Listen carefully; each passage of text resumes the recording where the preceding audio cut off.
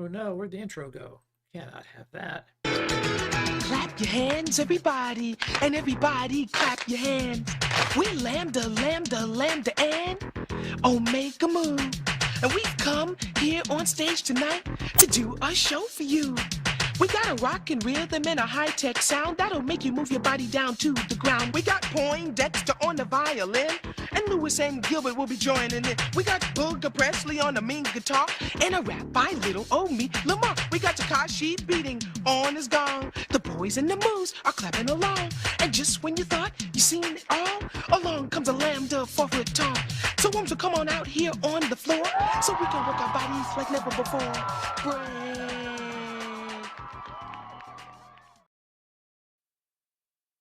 There, now that seems appropriate. Hello, Dagon. Hopefully you can hear me. Check my audio settings here. Where are we at? Foobar is way too loud. Calm that down. Everything seems fine. Let's see if we can. Hey, Andy, see if we can hear music. We're gonna give this a shot. Can y'all hear that? Yes, no, maybe.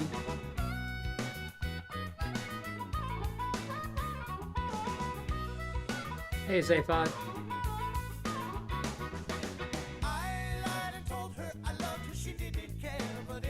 Can y'all hear that?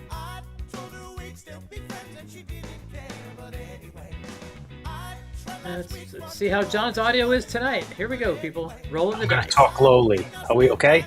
Yeah, you're okay. Okay, good. I'm just doing the earpods again.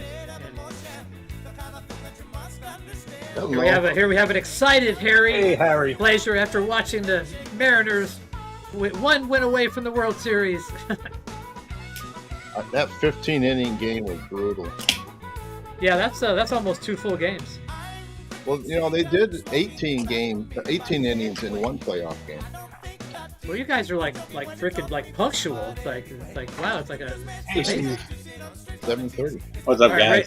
All right, raise your hand, whoever got Danzig records in the mail this week. So, yeah. I got them 2 days after I ordered them. So has anybody listened to them? Has anybody listened to them? No. I haven't even opened the box. I've listened to a little bit of the first one. So I'll wait a bit. We'll talk about it. But it's all good. The only one I have an original of is 4, so I'll probably play that one first just so I can compare them. Yeah, I got an original the first, so I bought the second and the third is what I bought. Yeah, I got all 4.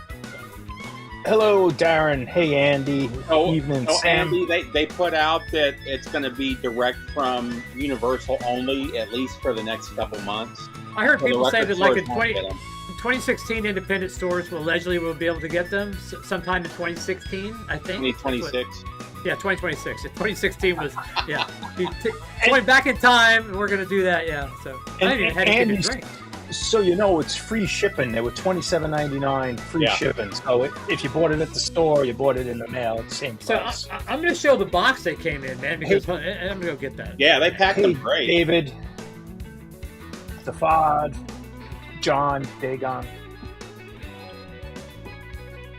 Yeah, I finally got my pop-out chat set up. I hate the chat on this one.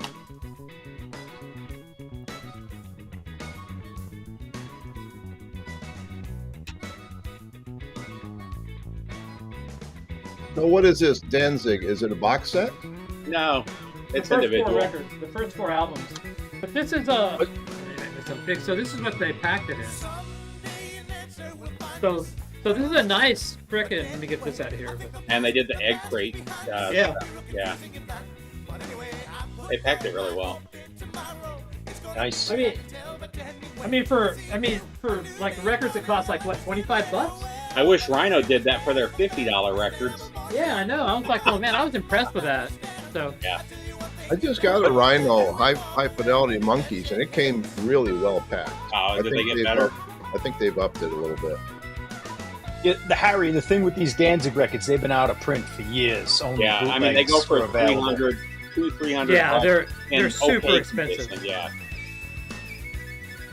like 15 years ago, before the vinyl resurgence, they were $80 records. Yeah, they're very, very expensive. And Danzig only got more popular in the Misfits yeah. reunion, and they're just getting bigger every day. Well, all the Misfits stuff has been bootlegged to death, right? Well, it's all been reissued. Reissued legally. Yeah. Well, and they said the Sam Haines stuff is next. So Really? Good, Aaron. one of the articles that I read said that they were working on the Sam Haines stuff too. So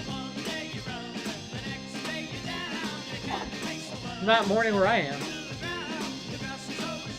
So I think the elephant in the room is like probably the passing of Ace Frehley, you know. So we'll do a proper tribute on Sunday. So this is not going to be the Ace Frehley show tonight, but Sunday will be. I like Ace.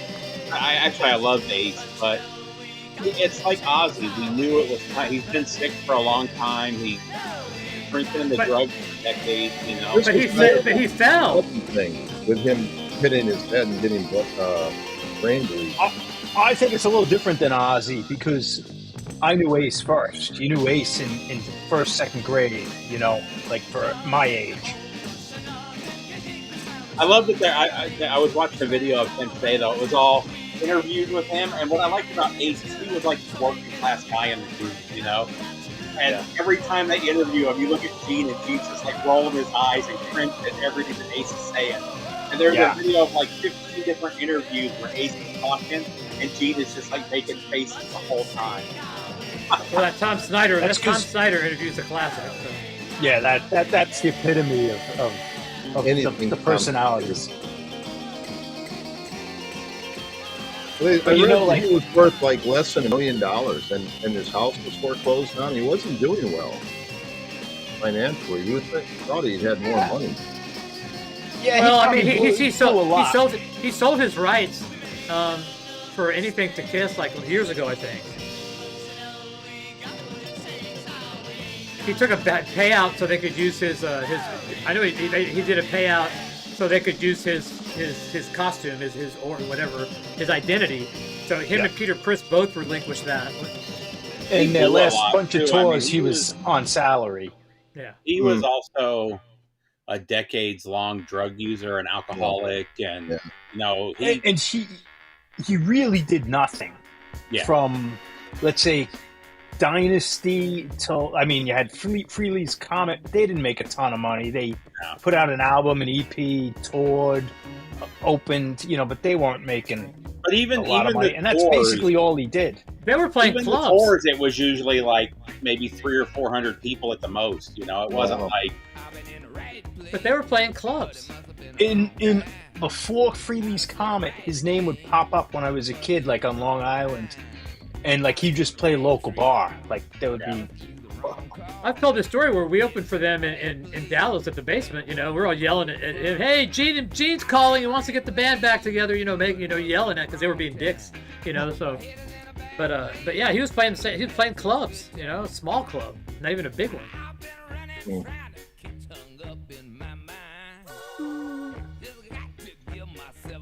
I saw Dr. John in a small club in Seattle at the Jazz Alley. Oh, nice. How was he? Really good. It's probably 20 years ago. What kind of band did he have? I don't remember. I think it was just him. Hey, Jan. That's what I was wondering, if it was just him, piano or a bass and drums, or... You know, I bet he made more money from Kiss conventions than he did from his shows and stuff. Yeah. Because he would keep like half the profits for all the signings, and those were all like $100 or $50 a record. You know, he probably made more money doing shit like that than he did actually doing shows. Do you have any signed Kiss stuff? I got a whole part of my wall is just signed Kiss stuff. Because they sold a lot of it, didn't they? I mean, you could buy it from their website. Well, I got most of it signed. Nice. The only one I didn't get signed was actually my Ace, but I bought it direct from his web. He did a promo or a 12-inch called Bronx Boy like 2 albums ago, and he was selling signed copies for like $50 on the website, so I bought one, and they go for like $400 now. That was before he died. Yeah. I'm sure they're going for more than that now. What's funny is I had a bunch of Ace stuff for sale in Discogs for like years. It's just been sitting there, and they all sold yesterday. So. Hey, Oakenshield.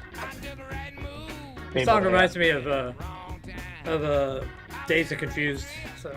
Yeah, I love that movie. Yeah, it's one of those ones I can scroll through and like even no matter where it is in the movie, I can stop. My dad loves talking about that because he's like that. He's from Western Louisiana, so right on the Texas border. He was like, that was straight up like late '60s, early '70s. That was every small town in Texas and Louisiana. What is that, Harry? Oh, They're like mini mates. Oh, there we go.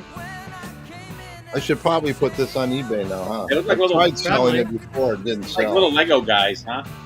Yeah. And I've got 4 of the action figures, but I've got 2 of Gene, and I don't have an Ace. So, I don't have a complete set.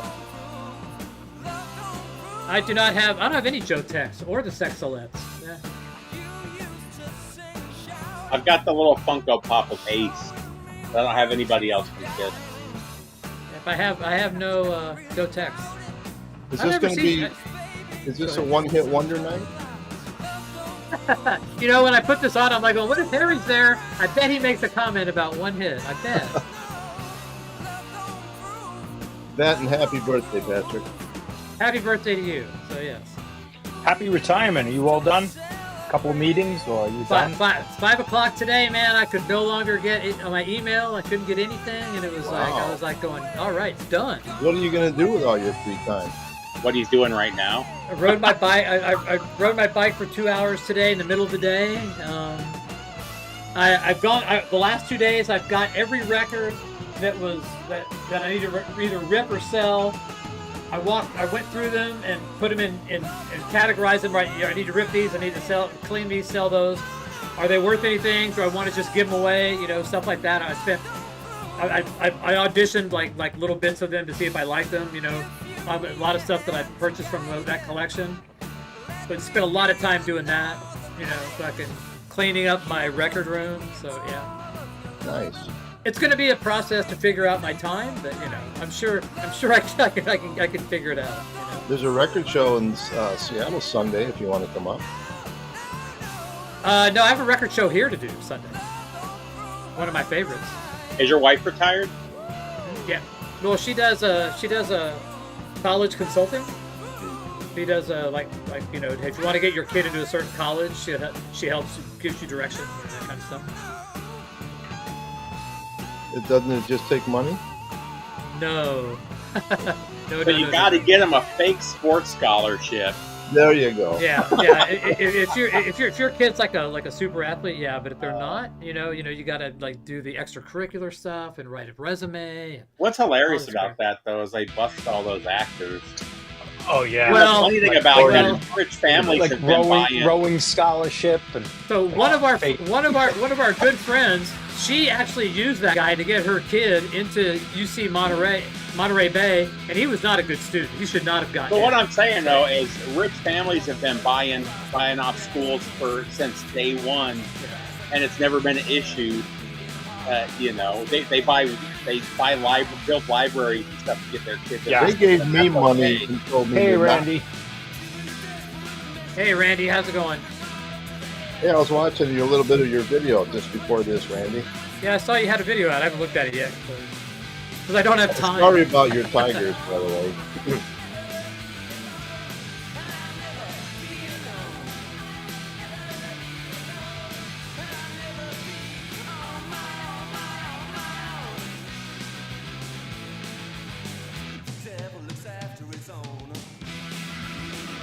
Hey, I sent you the link already, John, but the documentary on King Records is really good. Yeah, you know, I clicked it and I saved to my watch later list. It's on Thank YouTube. you. Now, that's they where I did got King it. and they did Federal. Didn't they do a Clean label? I didn't remember a Clean label. No, Am I it's magic? there's 3 though. It's King, Federal, and 2? I thought it was 4. Maybe it's 4. Well, was it Star Day part of it? Was it Star Day, King Federal? They're all 4. Like on the 7-inch was yeah, maybe it's 4. It was King.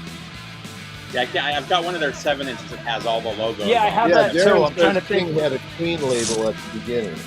Oh, did they? I didn't know that. I've never seen a Queen. I neither have I. I'm trying You to ever think seen a of. Queen? Go to Vegas. There's plenty of them. But it definitely started as a country and western label. Cowboy Cobras. Well, that would be Oh, look. Star Day was started off as country, didn't it? Right, yeah. Yeah. It is a nice King. Oh, that's a good one, yeah. I sent you an Yeah, email, those Randy, sweet- so I know that you might not get to it soon, but yeah. All I've got's the one with all the logos on it. I don't have any. Yeah, that's what I was looking for. I'm trying to think of. That's a little later. Those were like early '60s. Whatever. I'm not. No, don't keep me big. I'm just. I can't even remember what 7-inch I have it for. But King put out rockabilly too. Yeah. Yeah, a lot like some good rockabilly.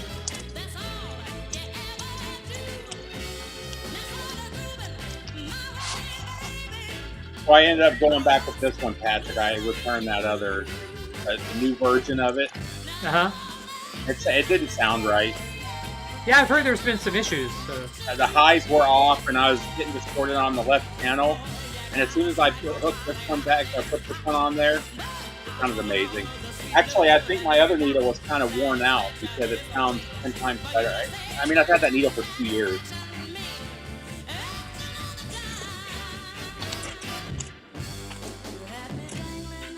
But I bent it like I always do.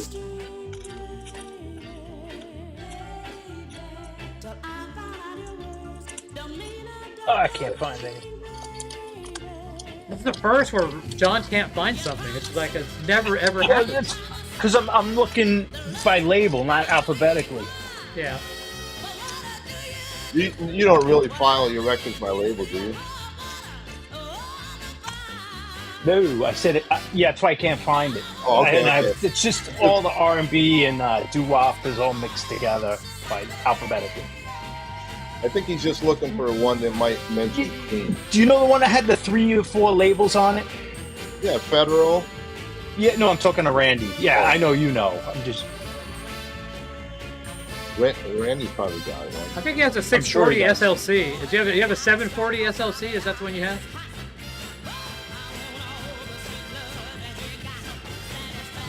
Steve, what's your cartridge for the 740 SLC? It's 740 or 760? 760. 760 is the SLC. Yeah, 760 is the SLC. Yeah, the VM760. Yeah, I love that thing. That's a special line contact. Yeah. I think I might have an extra stylus for that. There's a guy here locally that just put it up on, I think, Facebook Marketplace. He's got 2 sets of clips, 𝐏𝐫𝐲'𝐬. I think they're called 𝐏𝐫𝐲𝐬. Yeah, He's got Scalas. a pair that are oak and a pair that are like really dark. And he wants $500 for a pair of them. I mean, for all 4 speakers. All right, so it's King, Queen, Federal. I can't. There's one more. I can't read it though. Is it Star Day? No, I'm trying to find a bigger picture. I don't remember Queen, but yeah, I believe you guys. There it No, is. I don't need it, Randy. I know I have one. I just can't find at least one. Bethlehem, Oh, yeah, okay. King, Queen, and this isn't the one I have. I have a So different. you think Deluxe. Bethlehem was their The one I- gospel music? So Deluxe Bethlehem. is the other one. So I've got like some jazz albums on Bethlehem. Was that their jazz imprint? I don't know. I don't know Bethlehem. I'd never seen it before, but I found a couple at the antique fair, and I grabbed them. I see King and Federal. I don't think I've ever seen a Queen before. I've never seen Queen. Actually, I think I have the Bethlehem right here. Since I became organized. I see quite a bit of the early Country King white label promos, though. They're not that hard to come by. Yeah, not everything on Star Day and King is good, you know? Yeah, here's the one on Bethlehem. See if it's the same label.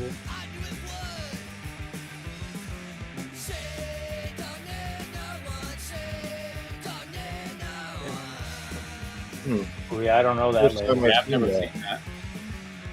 Kind of looks like a Columbia label, doesn't it? It's a 𝐾𝐫𝐬 Industries company in New York, New York. 𝐾𝐫𝐬tronics. I don't know. I don't think that's the same one Yeah, because I they don't think were so out either. of Cincinnati. Yeah. I would concur. Yeah.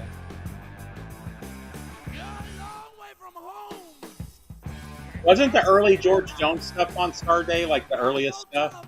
Oh, yeah. That's Yeah. when it was great. Stardate, like 55, 56 Yeah. Stardate was I'm amazing. just not Those are all I don't have any original. the good Yeah. Stardate. Those are all 100, Yeah. three-figure records. Yeah, it's funny. There was one country record you showed Dom like 5 years ago, and I put it on my list, and it was like a $25 record. That's like a $150 record now. Yeah, It's one of the 7-inches that you played that I thought was really good. yeah. I just my buddy sent me a link to a blues song I never heard from 1974. I look up I looked it up on you, $550, like only one copy. Like, forget it. So I'm glad you're here, Darren, because I thought this was a boot at first for this MC5 because of the label. See how the MC5 is there? It's not like the big MC5 logo like on the cover. Like, Well, like that looks like the right label. Yeah, but this is Canadian. Oh, okay. But it has a different. So the MC5 there is like kind of like is like Kick out the jams, eh? yeah. So this And is the it's a uncensored deep groove. version. It's uncensored too. But I was like, well, it's a boot, but it's got the U.S. stamper because it's an Allied pressing. So interesting.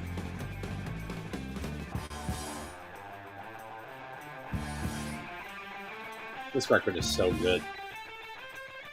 I haven't listened to this in a while.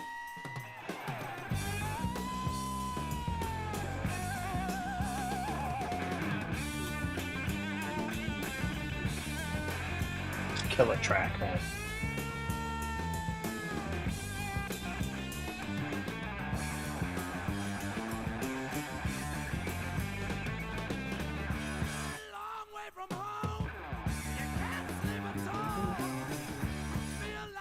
Oh no, Randy, I don't need to sleep. I only have a couple King records, and I have them in the city. I couldn't remember what the labels were that were on there. So here's what the label was used to. I think it's colored. I don't think it says "Kick Out the Jams," does it? Yeah, it says "Kick Out the Jams" on the label. I have to take it out again. Kick out the jams. Oh yeah, Doesn't say- Sam. It's sorry, I didn't see your comment. It's the VMN 60L SLC. It's just a replacement for my cartridge. I've had it for like 2 years, and I was putting the 7-inch down, and I looked to the right, and I slipped, and I bent the needle. But I'm glad I did, because like I said, I put this. It does on Randy. the song. And it says hoses. Kick out the jams, eh? You hoses. Yeah.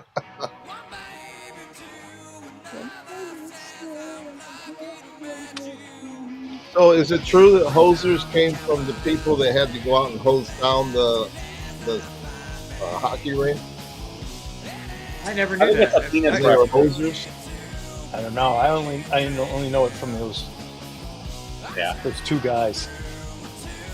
That's, Bob I, and Doug don't, McKenzie. I don't even Bob, remember. yeah, Doug and Bob McKenzie. It's been so long.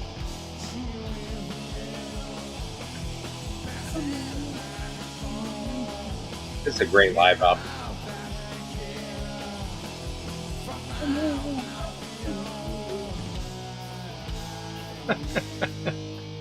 Steve, did you go out to Aberdeen when you were here? Nah. No. No, I was only there for a couple months, and I mean, I was new in the Navy, so we didn't have much money. We spent 2 weekends in Seattle, and both of those weekends I was broke by the end of the weekend. You know, I got paid on Friday, and by Sunday night I was flat broke.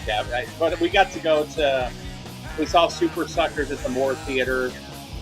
We got to go to the the Sub Pop store when it used to be right down the road there before they closed that down. We got to hang out at the Phoenix Underground. It was, I mean, we got to do some cool stuff while we were there.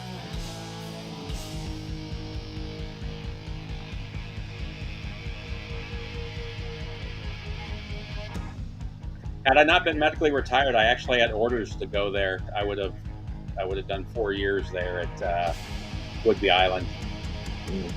I love that area. My wife hates it. She thinks that area is miserable.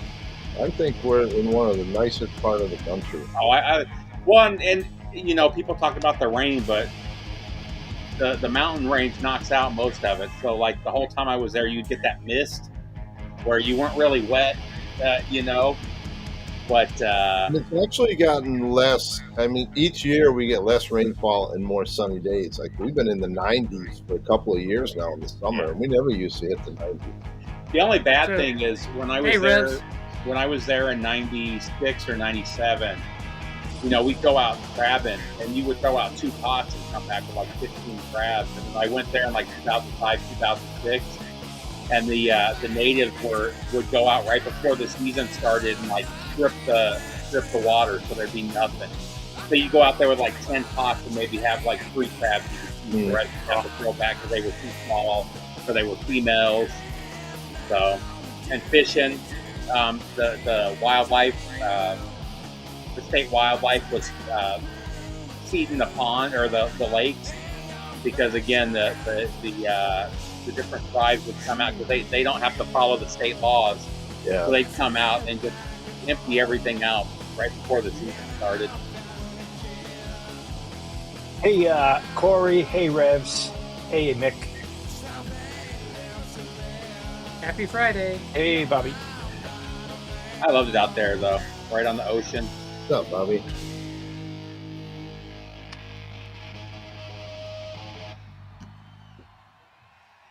I've got quite a few friends that retired in the Puget Sound area. I came out here in the Air Force and at McCord, and then I got out and I just stayed here. Yeah, I know quite a few people that have houses. Whidbey Island. What is it? Right, I can't remember what it is. Right across the bridge. Bremerton.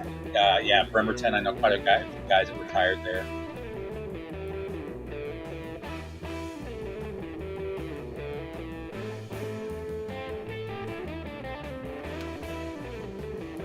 Seattle was always a fun city too. I'm from upstate New York originally. Yeah. The New Yorker. No, upstate. Upstate New Yorker. How's that? Yeah, my stepmom's family is from Syracuse, and I almost took a job in Ithaca at Sikorsky Helicopters, but we decided not to. My wife didn't want to move up there. Yeah, I spent a year at Griffiths in Rome, New York. But I'm from Binghamton, so that was all. You know what's worse than pedal talk? New York talk. That's what's worse. I couldn't go back. I couldn't deal with the winters back there. I don't miss that at all. Yeah, I can't live in a cold place. So, you know, the bad thing about the Seattle area is that, like, if you want to ride a bike, it's not the rain, it's the hills, man. It's like some of those streets are freaking just like, I'm watching these people and go, this is brutal. It'd be brutal to ride those streets, man. I remember the first time, what's that, the road right past the fish market where it like goes almost straight up. Oh, Pike or Pine? Man, I driving a standard up that thing the first time. Holy shit. I got stuck at one of the lights and had to stop. And I'm like, you burned the car. You get into gear and get the pedal before you hit the car behind you. And then your clutch starts to burn and smell. Oh, yeah. Oh my God. Actually, I think I would use the e-brake until I could get it to catch, and then I didn't back into somebody. I don't know if they even make cars anymore with this stick. No, I just saw one of the magazines just listed all the new cars with the stick, and even like the sports cars, it's not a full standard. They're like even European. It's like a lot of them are electronic clutches. Paddle shifting around the wheel. Yeah, the paddle shifting. Yeah, yep. That's real popular.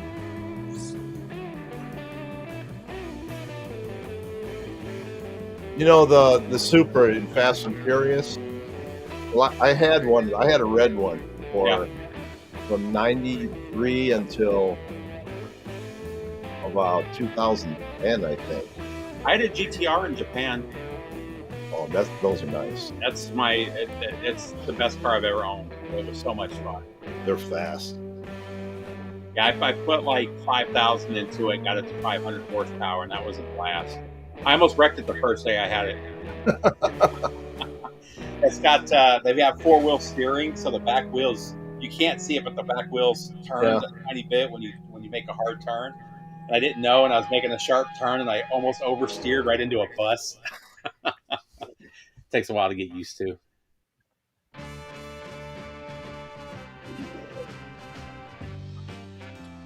Yeah, if you got a stick, nobody's going to steal it. Yeah, especially now. I learned 4 on the tree.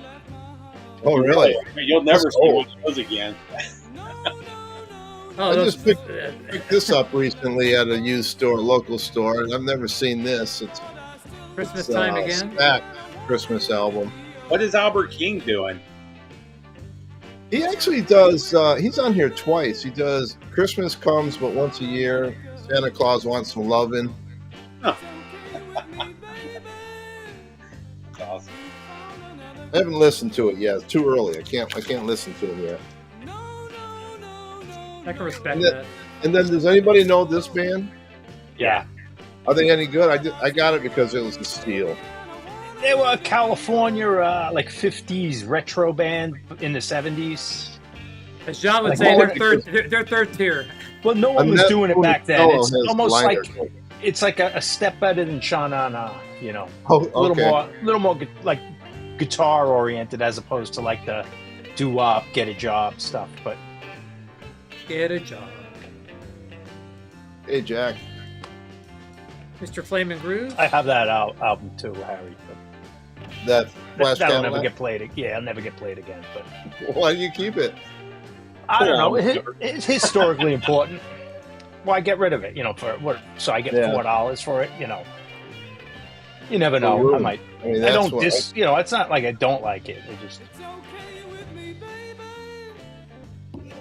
Yeah, it was Stack Records. Stack's Records.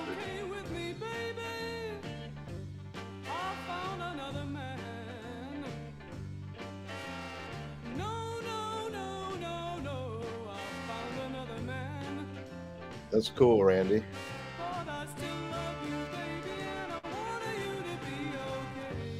So they're doing the Bruce Springsteen movie now. Who do you think is next? You think Prince is going to be the next one to get a movie? Ace Frehley. Yeah. Ozzy's got to get a movie. Ace Frehley movie. Well, the Motley Crue movie kind of covered Ozzy. Well, Ace can't get. People hate Kiss. Executives, people in companies, everyone hates Kiss. But Ozzy, they could make an Ozzy movie. Gene and what's his name own the rights to Ace, so they would make all the money. Actually, they sold them, didn't they? I think they sold the rights. Yeah, they sold them. Yeah. Yeah, that was the Stax comp, Randy.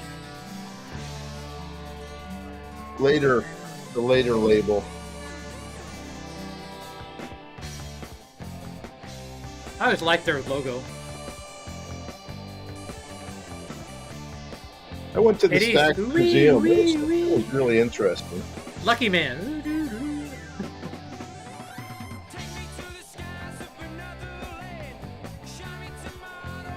I love going to the music museums. We went to Memphis, and they've got like 3 or 4 different little Memphis museums. And I was loving it. I looked over, my wife was so miserable. Yeah. Well, some of them were kind of cheesy. They're kind of cheesy. There's like a couple we went to that were a couple of cheesy. They're kind of cheesy. A friend of mine is in Memphis right now, and he said that the Gibson factory is shut down. Yeah. No more tours, nothing. Just closed permanently. It's been gone for years. All that's there now is a showroom for the. I don't know if it's still there. When we were there, the factory was shut down, but they still had a showroom for the custom shop stuff. It was still open when I was down. I did a tour of the factory. It was interesting.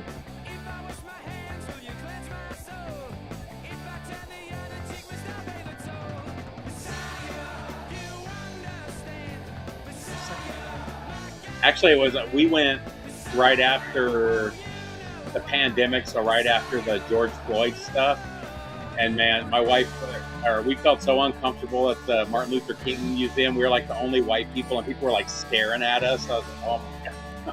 That, that was to stand there and see that room where he was at and where it was moving. It was even really just standing outside and seeing the wreath where it actually happened at. Yeah. Hey, Bobby. What's up, Bobby? Hello, Bobby. You know, Patrick, you went and sent me that address, and I put together something, and I went down to the post office. Stock checkers are on strike. UPS is cheaper, Bobby. Don't go there. Every time I ship to Canada now, I use UPS. It's so much cheaper. UPS from here to Canada is super cheap, but that's why. But I sent it to Darren because it's cheaper to send it to Darren. For some reason, Bobby's address is like $70, and it'll cost $25 to ship it to Darren. Yeah. So but Darren's got a U.S. address, right? No. This is a Canadian address. Darren's totally Canadian. Yeah. Like I gotta send some stuff to John to SMF Captain Howdy, and it was like $19 using UPS. It would have been like $34 using the postal system. Have you talked to John lately? Yeah, I just talked to him. The day before the KISS stuff. I was gonna say, how's he taking it? Oh, he's taking it. He's posting like pictures and videos like every hour. Oh, okay, yeah.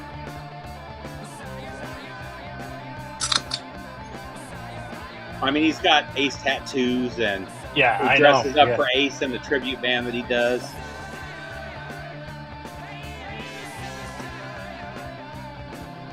I don't like that. Now, he's the first of the original members, but other members have died in the past, right? Yeah, Eric Carr and Mark St. John. Yeah. You know, I was never into their music. My favorite KISS song is Beth. It's an age thing. You know, it's kind of like, I mean, the Monkees are an exception because they were on TV, so I was into the Monkees at 5 years old. But you know, if you had to grow up, like if you were 15 when the Monkees came out, you'd been like too old. You know, if you were 15 when KISS came out, you probably were too old, or 16. You know.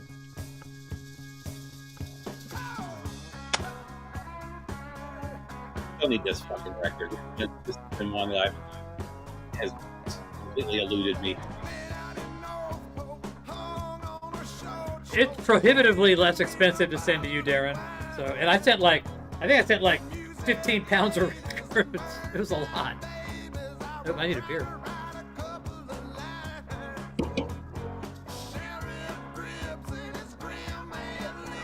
Hey, Trekka, long time no see.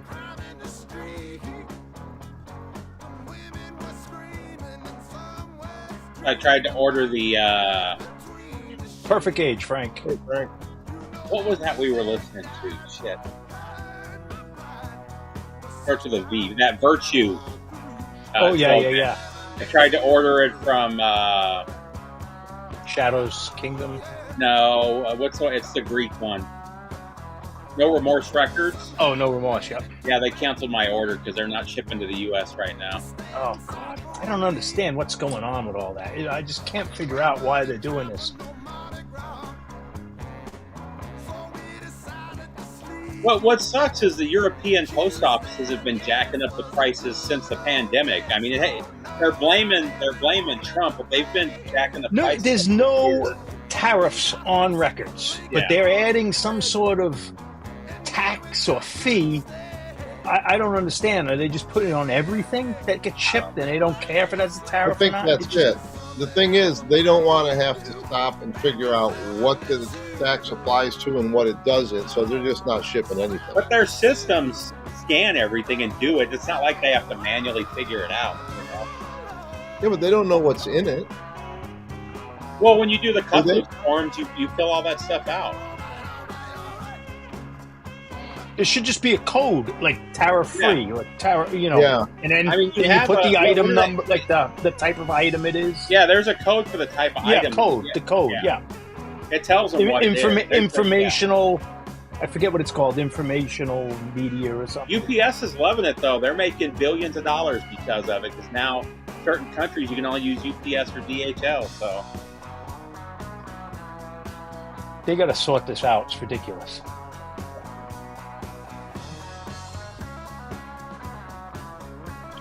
At least one country has to sort it out. Then I could still get, if Germany should fix this.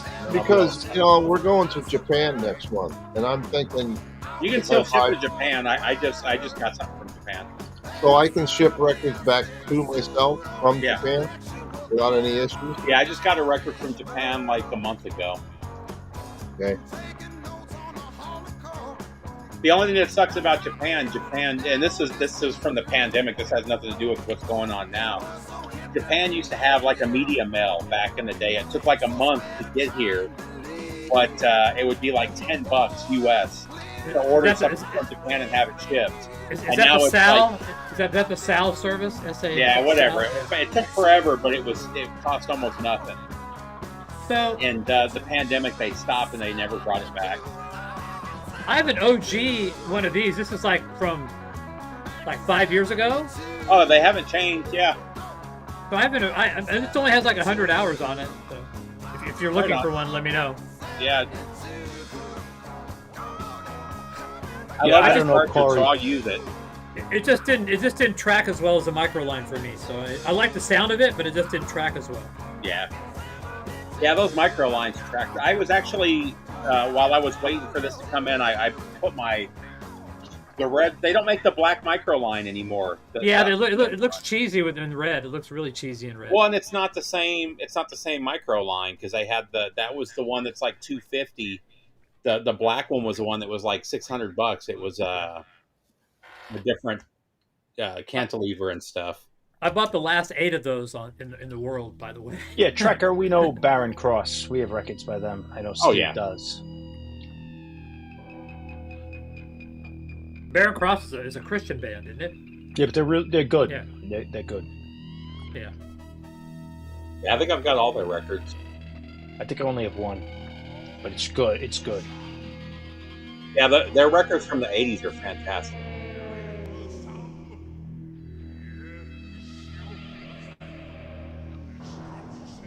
Sounds like the beginning of Lunatic Fringe. I know you're out there. I can't remember if this album was good. I liked it. Ed sent it to me. I thought it was pretty good. Yeah, I really like this one. I enjoyed it. I was like, oh, it's better than I thought it would be. Good guitar tone.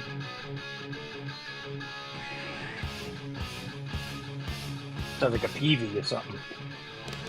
I was listening to that Convict record. I didn't realize that was Gordo from Pile Drive. Yeah, and it's a drum machine, if I recall. Yeah. Oh, you can definitely hear. You can tell. Yeah, and it's just I don't remember. Yeah.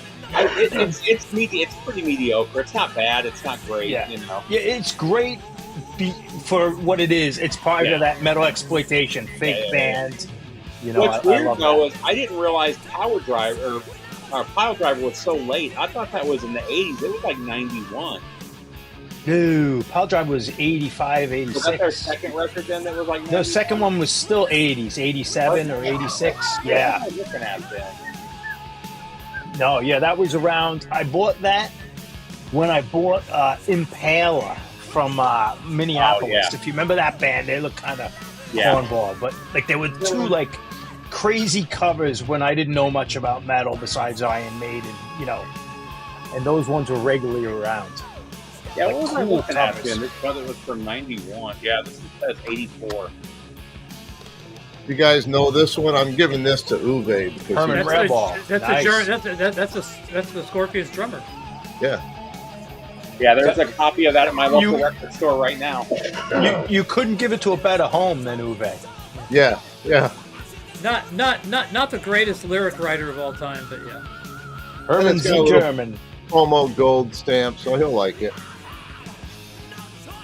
Yeah, the cool thing about the Japanese record stores aren't the big ones. It's the little tiny record store. Like there's a spot in Yokohama where there's this alley and there's just stairs, and you go up the stairs and like each floor is a different record store. Yeah. And each one is a different specialty. So there was like a metal store.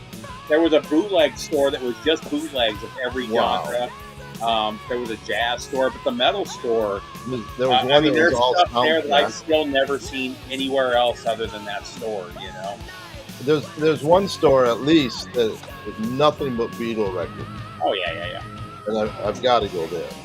It could be expensive. And the Japanese stores, you don't see anything in bad condition. Everything is like pretty much mint condition, you know? Well, Tokyo O'Brien, he'll go and do videos of these stores, and some of the stores don't want it. They say no. They said that we're tired of tourists coming in here and videotaping our stores. Well, and the bad thing is Which a is lot kind of of ironic because they come over here and videotape everything. Yeah, that was like the stereotype. Yeah. Nikon camera. Like every comedy movie from the 70s and 80s, like the Japanese guy with the camera and that. But the problem is with the Japanese, it's not about the videotaping. It's that these American tourists, they're getting in the way. You know, they're not buying stuff. You know. Well, the problem I have with Japanese people, they're coming over here and buying good shit and taking it back home. That's They the used problem to. I have. They used to, man. They used in the to. 90s, forget it. They used to come over for the Seattle Record Show, and they would bring. Take all the I've never pictures you been want. I've never been to a record store in Japan where you had to take your shoes off, and I lived there for 10 years. Yeah, They I would wouldn't bring want to in go to a box- store where you had a bunch of men with no shoes on. But the cool thing about Japan, though, it's not just small stores. Like I was talking about this a couple of weeks ago. There's little bars and stuff that specialize too.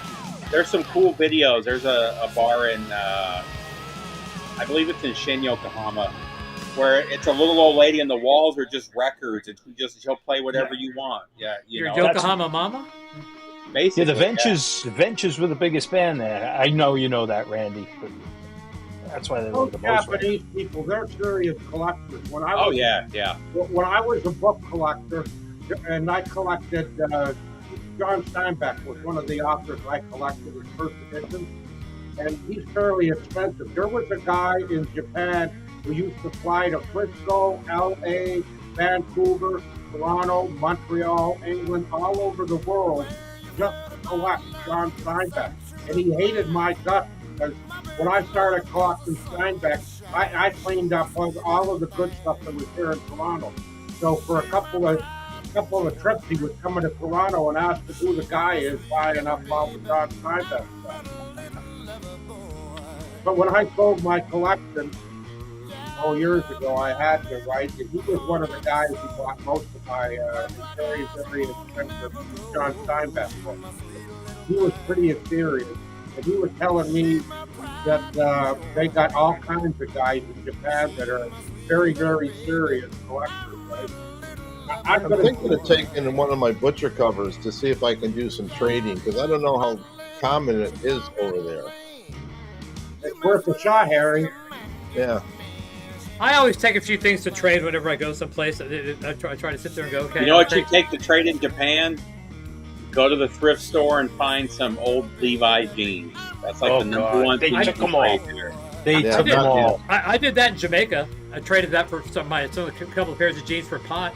So, yeah. We would get. They would warn us about if we bought too many jeans, Levi's on base. They would report us to security for black marketing because it was such a big issue there. I didn't drink when I was in Thailand, and I got cigarette allotments, and I would use, trade them off base. I had a half a dozen pair of Levi blue jeans that just didn't fit me no more, and I knew I wasn't going to lose 30, 40 pounds, right? But I had 32, 34, 33 waist on 6 of them, Yeah, those are pretty big for Japanese, though. Yeah, they need like the boys. Yeah, that's the one thing I hated about Japan, because I got there before the internet was really a big thing yet. There weren't a lot of internet stores when I first got there. Like the biggest shoe that you could find is at like a 9, and I wear a 12. And even when I was in the military, I have like a 32-inch waist, and that was like a huge waist. But you couldn't find pants or any clothes that fit me. Yeah, they're little people, aren't they? Little people. Well, they are. The Orientals, they're smaller than us because of all the fish things. We eat meat, they eat fish.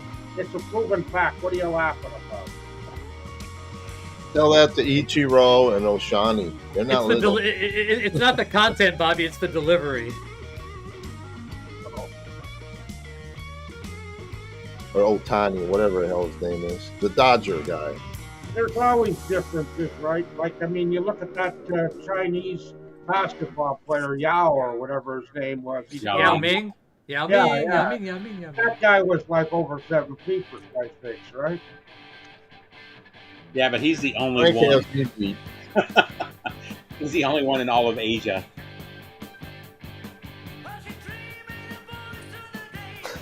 Oh yeah, the other big thing that my wife got in trouble for, she got warned by base security, was Red Bull. She would buy Red Bull and trade it because at the time they couldn't get it in Japan, but they loved mixing it with vodka and stuff. Gives you wings. Yeah, so she would trade for all kind of crazy shit. The thing in Thailand that they wanted was apples for some reason. You could get a lot for an apple. I thought they wanted American husbands in Thailand. That's what I said. If I was in the military, I'd be like, hey, look, motherfucker, I'm putting my life on the line. If I want to go sell some Red Bull, I'll fucking go sell some Red Bull. Well, we still did it. You just didn't get caught.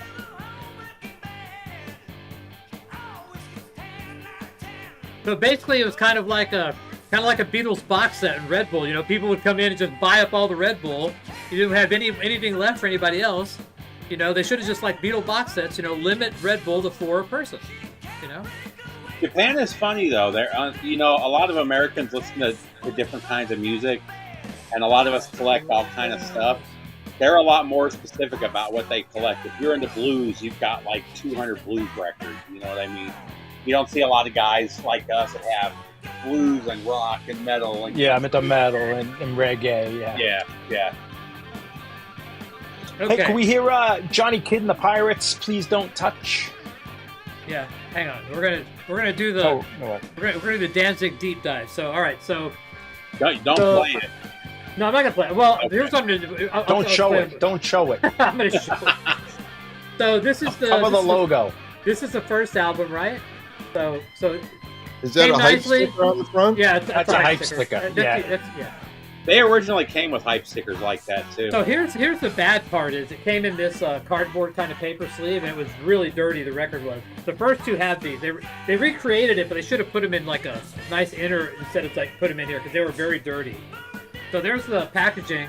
Now I have probably 10 different rips of this album from different sources. I picked 3, and then I put this one. I level match them, everything really quickly. I just did Twist of Cain, and I compared them. This thing sounds fantastic, man. This sounds exactly just as good, almost identical to the original press. I mean, literally, I couldn't tell the difference. So well, that's good to know. So if we get shut down, what I'll do is when we come back after the first time, I'll play a little bit of each one because I'm going to go to the second stream anyway, so it doesn't matter. Okay, yeah. If you don't mind getting shut down, yeah. Well, if we get shut down, we'll come back, and I can play like 3 or 4 minutes of it before we get shut down again, and then we'll just go to the second stream. So that way at least we'll get something for getting shut down. We'll get to hear what they sound like. So you can judge for yourself, but I think anybody that would, I'm not selling anything. I'm not mixing. I paid for those. And I don't know I hope the other ones sound as good then. Yeah. I don't know if they're back up yet, but they were sold out yesterday. I mean, I'm actually just trying to help people out and say, hey, look, man, this sounds good. You know, I really think these are the biggest reissues in a couple of years. Oh, that's cool. Frank. This is a cardboard sleeve. See, this is not a replacement. It's the exact same thing. It's a cardboard sleeve. They all got cardboard sleeves. No, they mostly have paper sleeves. This is a great record. You mean the inner sleeve? Yes. But I mean, it sounds really good. I mean, maybe it was just my optimism, but I mean, I looked at it. The waveform looks the same, so I was pleasantly surprised. I had low expectations for it. Very low expectations. Was it Chuck Biscuits on the first record, John? What's that? Was it Chuck Biscuits on the first record? Yes, Okay. Chuck Biscuits, Tommy Christ.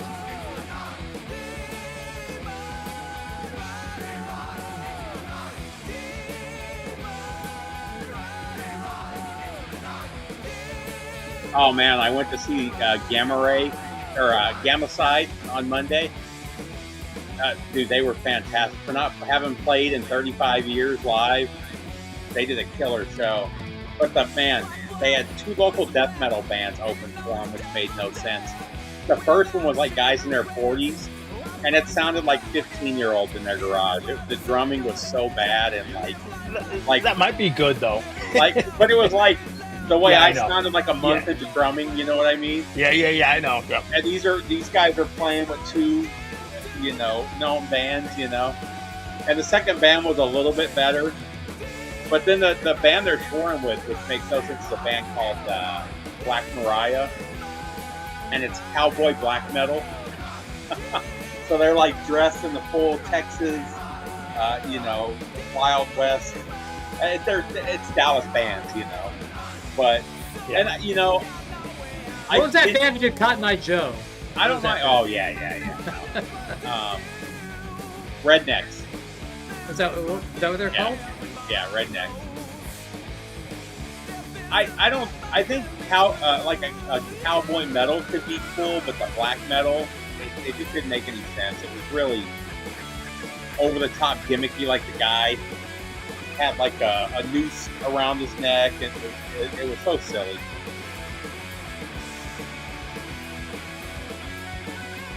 But Gamma I think Side, the cardboard inner, I'm fine with putting it in a paper inner and then in the cardboard, but I think a cardboard inner is classier than just a paper inner with the lyrics on it. It is classier, but it's not good for. I mean, the No, record. of course, it's like putting a record in a sleeve. I know. Just I don't because know it's thin why. a cardboard, it doesn't know.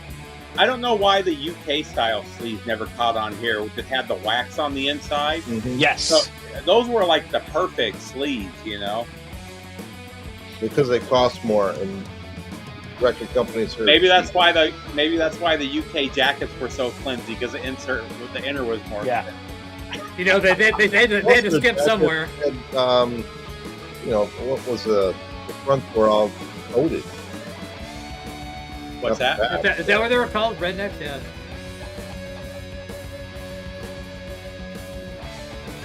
We don't hold you responsible. No, you're okay, Jens.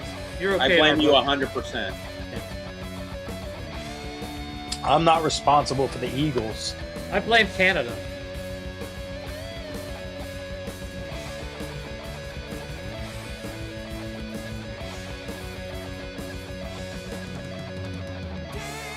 That's one thing I like about some of the Japanese pressings. They'll have the original U.S. inner sleeve, but it'll have the plastic inner sleeve inside of it.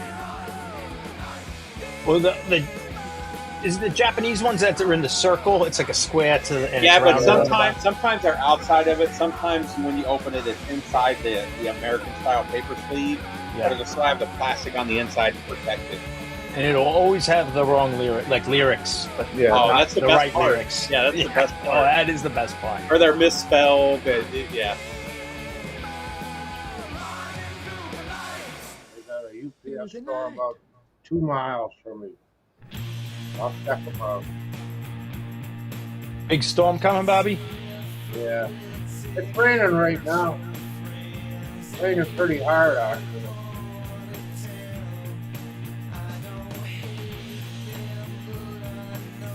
I haven't heard this in a while. I love this soundtrack. I don't know. I used to know. Yeah, I remember this in the 90s. Actually, I love that movie too. The second the second one had Iggy Pop in it. One of them had Iggy Pop in it. Yeah, I never owned it. I used to play it at work years ago. No, I'm saying the movie itself. Okay. There were a couple of the first one's the only one worth watching. But no, maybe he was in the first. I can't remember. So as far as the Dans goes, only the first two had that cardboard sleeve. The other two had they had nice inners. So the non ones had like nice. They had poly-lined inners, you know, for the other two. But for the cost, you know, I mean, if you need those records, go get them. Go get them. You know, so I paid for mine. I'm not a spokesperson for Danzig or any or Deaf and what's American. nice is they said they're not going to be limited. They're gonna print them. So Good.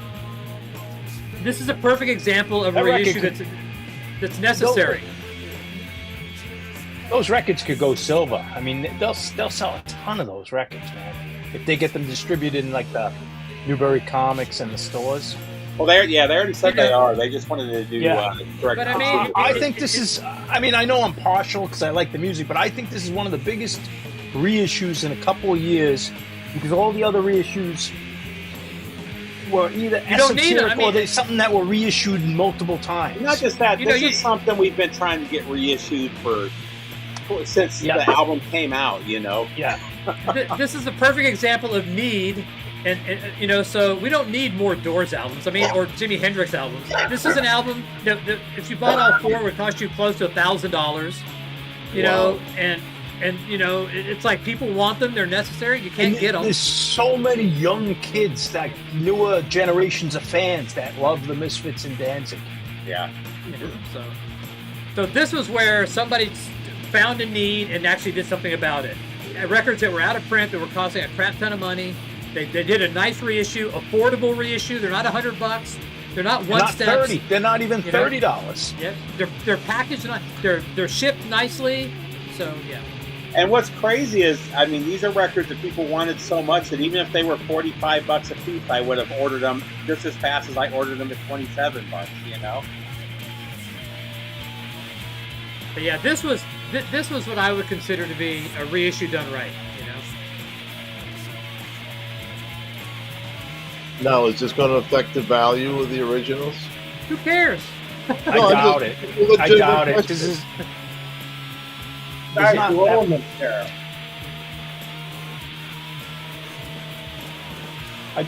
You know what? Because it kind of crosses over to the Misfits collectors. Yeah. And the originals just keep going up, and then if you have know a what, different Harry, version, when the metal stuff gets reissued, it doesn't seem to affect, in most cases, the original pressing. Like the Metallicas, the Overkills, all that stuff is still going up in price. And they've all been repressed dozens of times.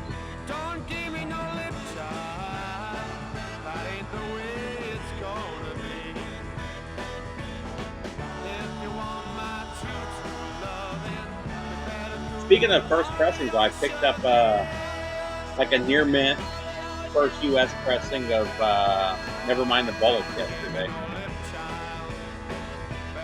On Whatnot, I just bought a first press of like Spreading the Disease for like $25. Of what? Spreading the Disease OG for $25. That's a great price. Then I got a Dark Angel OG for $20, and same Whatnot on. Spreading the Disease is so good. I think that record's gotten better in. I think it's whatever got better in time. What am I looking? The words I'm looking for are escaping me, but. It grew on you? No, I think it held up like it got better as time. Okay. It held up. It held up. So well, I know it held up, but I meant it increased. Like it even got better. There's something I want to say, but it doesn't matter. You get the idea. My favorite will always be Persistence of Time, though, man. I've I've worn out multiple copies of that album. Spreading the Disease, though, has the best hype sticker of all time. That's the one that's got the hype. There's not a single. Not a single. There's not a single hit song on this album.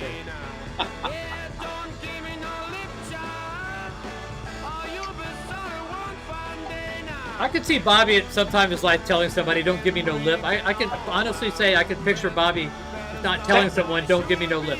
So. Sex Pistols covered this. On the rock and roll. Dr. Rip, a lot of the records in the 50s were just in the 7-inch in the sleeves. They didn't have any plastic on the outside of them. That's true, you know, Patrick. I warn people. Don't give me no lip I now. do. I could totally see you saying Well, that the to somebody. Danzig, the first Danzig album was supposed to be a Sam Hain record. They just changed the name to Danzig. That's so. I tell people, I'll hurt you. They have their own plant now, so I don't think Metallica pressings were that bad. I haven't listened to one in a while, but I mean, the reissues that I have heard, they didn't sound bad. And they have their own plant now dedicated to their stuff, I think. Some of the reissues sound better than the Elektra stuff. I don't think Well, they the sound. Walmart ones were excellent, right? For the Yeah. first three.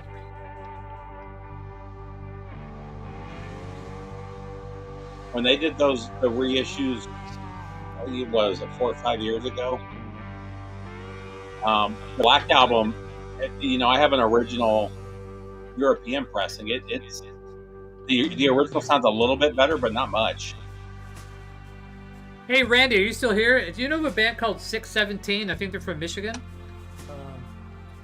Really, really good. The collection I got from Quicksand Music had this copy. I think it's a rare record, but I listened to some of it. It was really, really good. I need to rip it soon. But let me know if you've heard of it. I think it's called 617. Frank, have you seen this record yet?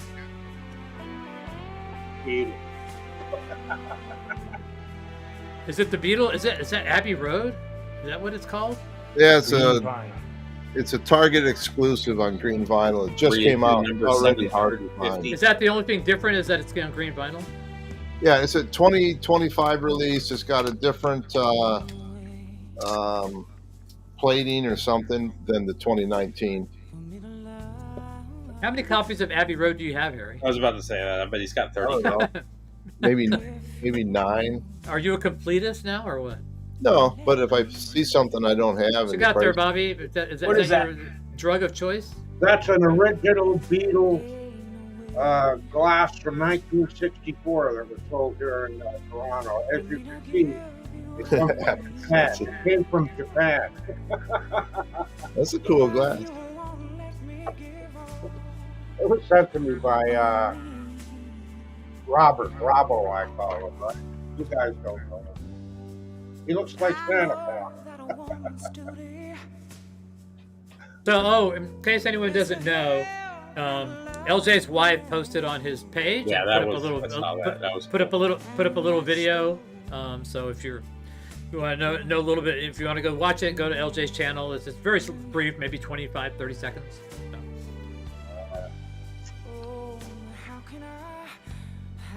Okay.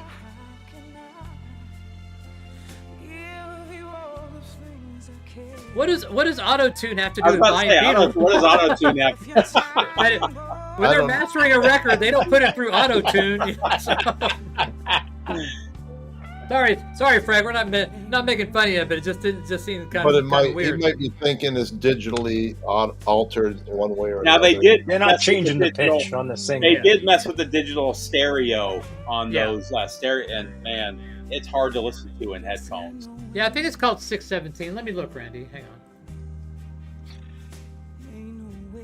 Yeah, I remember I bought that stereo CD box when it first came out because I just It's called 617 Mad Dog on Fishhead Records. Yeah. and I was listening to them on my headphones. You and sure they're hearing from the Michigan? Stereo split. Mad Dog. Yeah, formed in Bay City, Michigan in 1973. Okay. It's just Yeah, the Boston area so- code, so. So they opened for Bob Seger and MC5 at the Skidway Lake Music Festival. Wow. Really cool. I mean, I need to record. I recorded this weekend. It was really, really cool. So Frank wants Hey, nothing dorky. digital.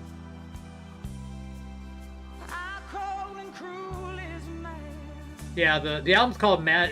The band's called Mad Dog. I think the album's called 617. So I'm sorry. The band's called Mad Dog. The album's called 617. My bad. And what happened? Did somebody in the band pass away, or what's going on? No, I was just Randy's from Michigan. I figured he might have heard of this band, and I'd never heard of them. And I was listening to it. It's kind of right up his alley, kind Oh of no, I garage. thought somebody's wife posted a video. No, oh yeah, LJ Biosite. His wife, she passed away. last VC week. member who died last week. Oh, okay. More of a metal guy. Well, Actually, he was all over the map, but yeah. Yeah, I know. He did country, he did Pink Floyd, he did classic progressive. rock. You know, he not much progressive. He didn't like much. The big thing was he was just young. He was 50 years old. This morning I was down at the lake. I seen this big Atlantic salmon about 30 years. Did you catch him? No, I didn't. I didn't have a fishing rod, right? But the fish have come in. You might have caught him a few years ago, though, right? Or what? You might have caught him a few years ago when he was smaller. Well, for sure, right? I don't like eating the big fish. Is it too tough? Is that why? Do you mark them? Do you mark them when you catch them? No. You have like a stamp that said, like, you know, Bobby Gass. No, you clip a little triangle in their fin or something, like you could, or in the tail. You know what I'm talking about? You mark it, see if you catch them again. It's like they tag cats have been spayed or neutered. They clip their ear. So. Yeah, but you just do a little bit on the tail, you know. No, I don't do that. I don't know anybody who does that either. I mean, some fish. I mean, if you fish a lake all the goddamn time and it's more of a pond than a lake, any big fish that you've released, you probably I just can't get into this guy, Patrick. Because they got scars. Who, Joe Bonamassa? Yeah. They got marks. It wasn't the best song to pick, but I was blindly picking it. But yeah, so I like her voice. Her voice is great. But, he's got some good interviews and some cool like videos and stuff. But man, his music just I can't. Are you guys a fan of Joe Bonamassa? I'm curious. That's who we're talking about. That's who we're talking about. That's what we've just been listening to for the last 6.5 minutes. I know. But I mean, to me, he ate the blues. Right? No, it's like a corporate version or something. I don't know. It sounds like I shouldn't say corporate because that's not fair. But to me, that's it sounds like I don't know, like a mainstream version of blues. It's hard to explain. I feel like I'm fearing for my life for playing that song here, man. I feel I enjoyed hearing it, and I'm glad I'm in physical danger. I'm in physical danger. Well, I will say, I mean, he's got the credibility. He was touring with BB King at like 8 years old. He's a great player. Yeah. Like, I just don't like it. He's one of those guys who can play amazing blues. I just don't think he's a good songwriter. I like some of those Black Communion albums that he did with I never got into those either. But I hate because the Kevin Shirley production is what ruins it for me. But, yeah. But if I critique a band afterwards, doesn't mean I don't want to hear it, Patrick. Oh, you know I know, but I was just making a joke.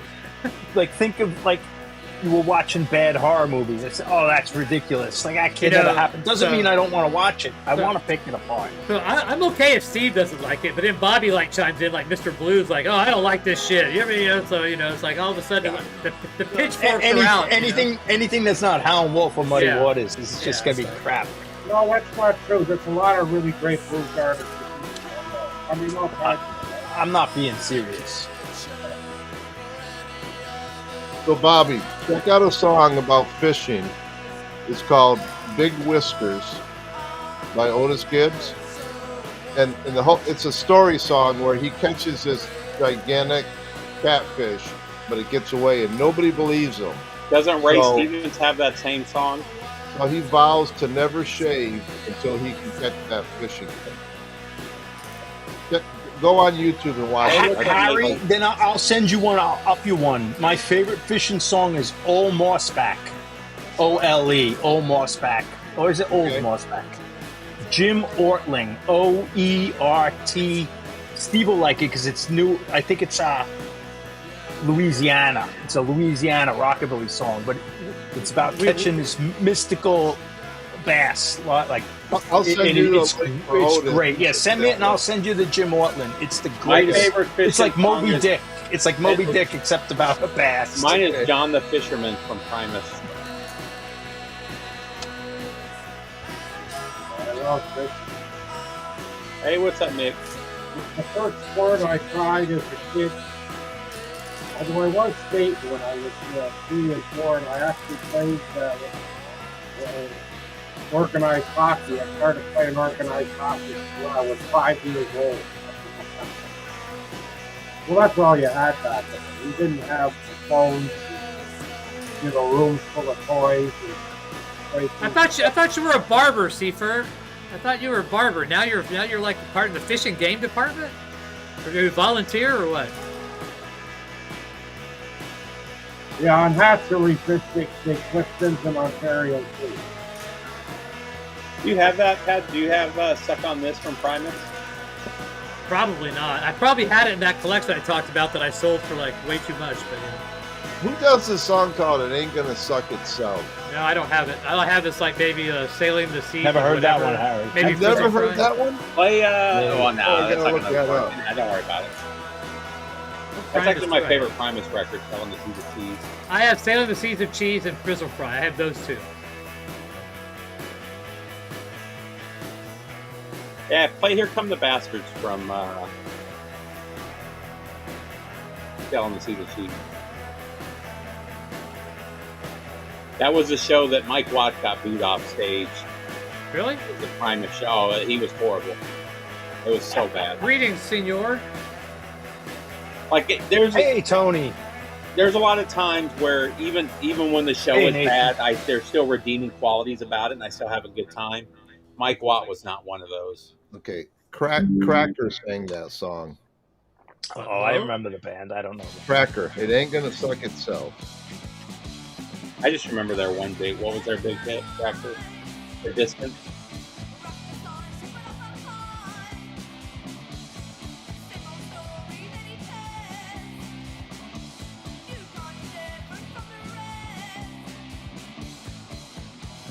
Yeah, when I think of Cracker, I think of Low. So. No, that's the song I'm thinking of. Well,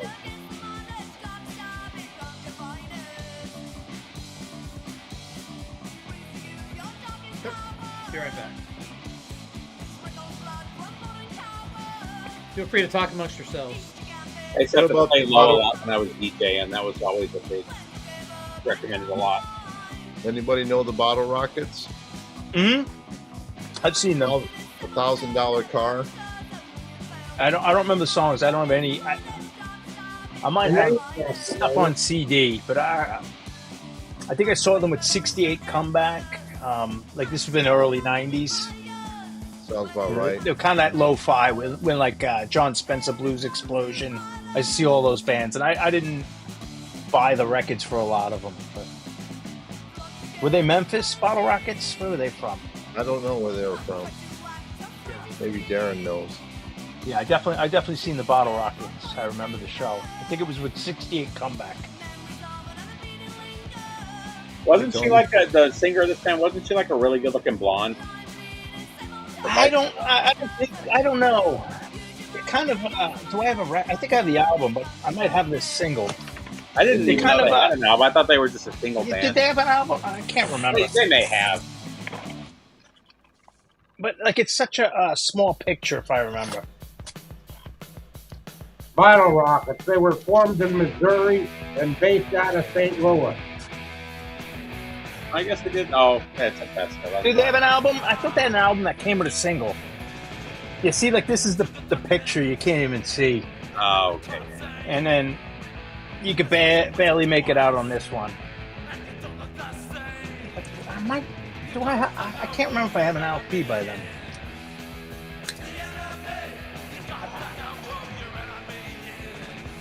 What did I miss? Not much. Oh, yeah, they had quite a few records. Yeah, I think I have a Indiana, hey, Randy. Most famous town in Indiana is French Lick. Indianapolis. no shit, eh? I don't, unless it's out. I don't have one filed anyway. We used to play Indianapolis. We played Indianapolis, then we go to this place. Was it St. Petersburg? It was like, and then there was like a place called Kramer's Lake. It was like a cool little place in southern Indiana. One of the most racist parts of the country I've ever been to. So, yeah. Oh, yeah, she is pretty good looking.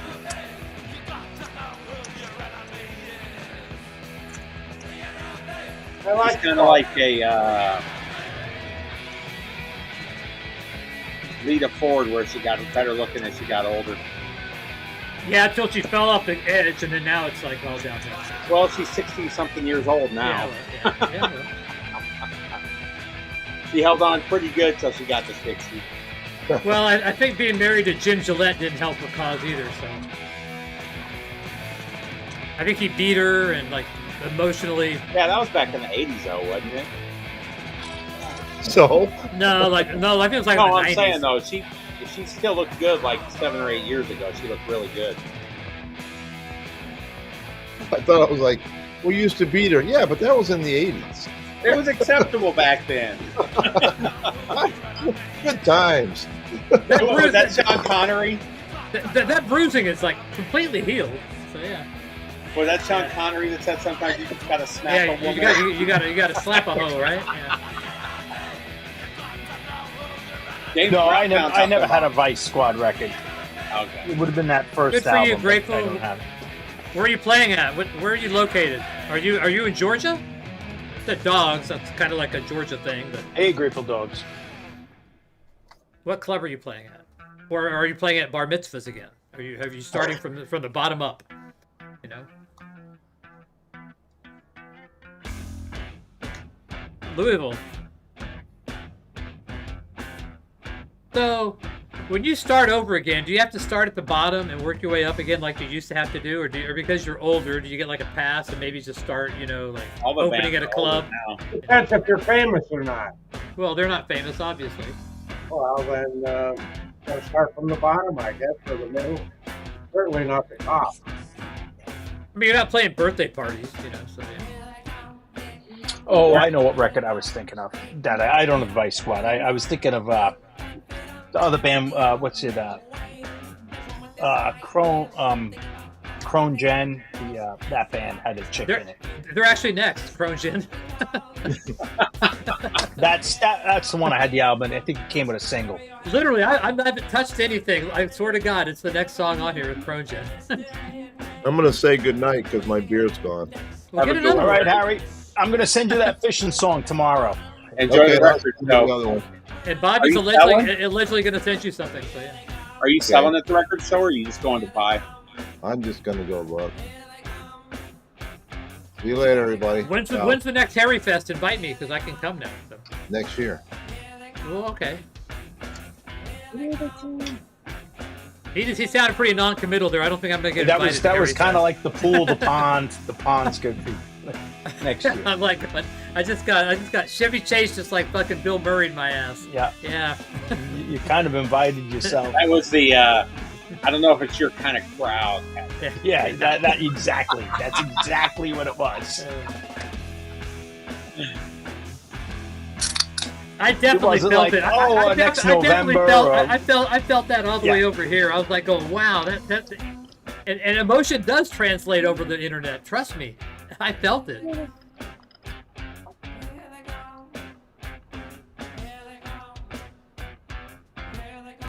Tell you what, Richard, you can go over to the Jazz Bums and tell all those guys who are very nice people. I like them all.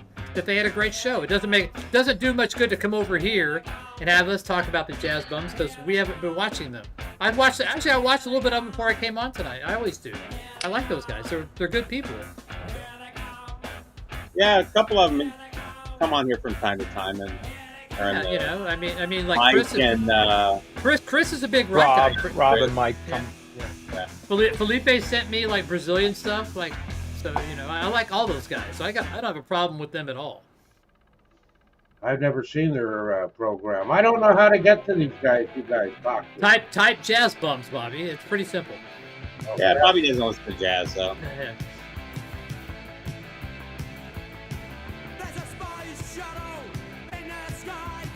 This guy sounds like some. But they do have a chick singer too sometimes, if I remember. But his voice sounds like somebody else. I'm trying to think. Probably every pissed off, They all UK sound- male singer. It all blends together.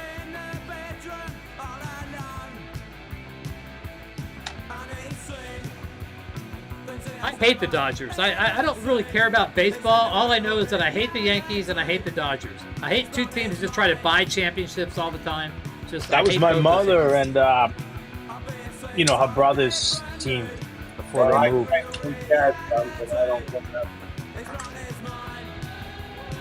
Really, Bobby?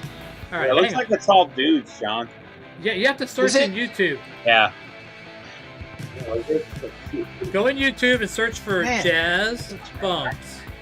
Well, I did. They don't come Okay. up. Hey, I believe you. That's okay, Patrick. I'm just looking at pictures. No, there was There you go, Bobby, right there. Oh, Copy and paste. okay. Maybe just backup vocals, Michelle. This is good though. I like this. I have this EP, and then this album came with a single. That's what I was thinking. Oh, okay. For some reason, I thought there was a girl in the band, but I guess I'm confusing with Vice Squad somehow. I'm mixing them up. I do that shit all the time. But I don't know these bands. That I didn't grow up with them. These are bands I knew the names, and I only got into the last few years. You know what I watched yesterday that I hadn't watched since the 90s? I watched that Sound and Vision documentary about Bowie. Oh, I don't know if I've seen that one. Yeah, it came out the same time that box set did back in the 90s. Yeah, I remember that. It was a good documentary. It was really good. Speaking of Bowie, I watched Yellowbeard like yesterday, and David Bowie appears in that movie, Yellowbeard. It's got Graham Chapman, Eric Idle, all the Monty Python people. Yellowbeard. Yeah, she was the It's singer. hilarious. Yeah, I'm not wrong. There's this single here, Cron Jen, and it's the girl there with the blonde hair, Glenn. Maybe that's Jen. She was the singer, Glenn. Oh. I'm looking at other pictures. It looks like a dude though, not a girl. Yeah, no, it might be a dude on that one, but I think they split singers, but maybe she wasn't always. Maybe she transitioned. Well, Glenn could be a boy's name, but he looks like a. It looks like a girl, but Glenn's a boy's name, isn't it? Looks like a guy. So I'll have to listen to this. I'll pull this out. Well, this is that reality you just played. But Did you get the records already, Darren, or no? Yellowbeard is great. I haven't listened to this record. Yeah, I know that's the single they just played, Revs. What's funny is this is probably their biggest record, and it's one of the only ones I don't have. Electric? Yeah.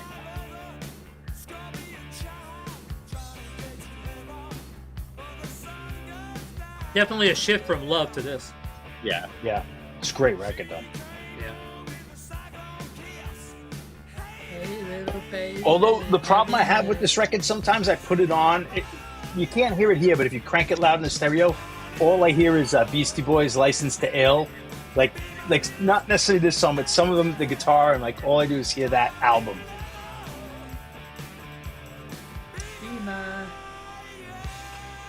I think it's like Peace Dog or something.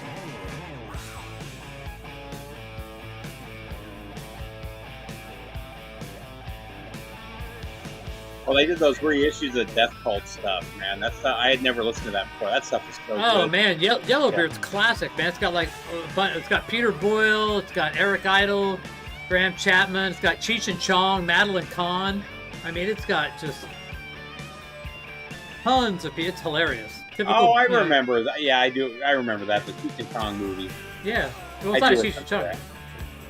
No, I remember the album, the movie cover had Cheech and Chong on it. Yeah, and they have lists. It's really funny. But yeah.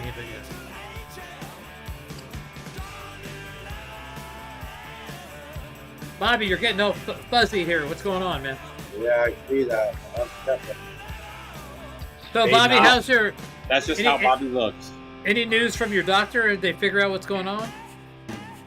Oh yeah, I got a. Hey, Alex. I wrote it. I was missing something in my blood, and they had to put a stop my heart or something. So they had to, put 7 hours. I was there 7-8 hours. They were putting something in my bloodstream, and then they gave me a prescription. And then I'm going to see my doctor on Tuesday, and he'll tell me what's up. All right, man. I wake up every morning. That's fine with me. That means things are going okay. Stagger, crawl, roll, get shot. Yes, that's it. Stagger, crawl, roll, get shot. think I've only been like that once or twice in my entire life. Man, those 3 beers got me buzzing. Us yellow beers are always more dangerous when we're dead. Yeah. Hey, Alex, I sent all your stuff back. It should be in Fresno in a couple of days. Maybe by tomorrow. Who knows?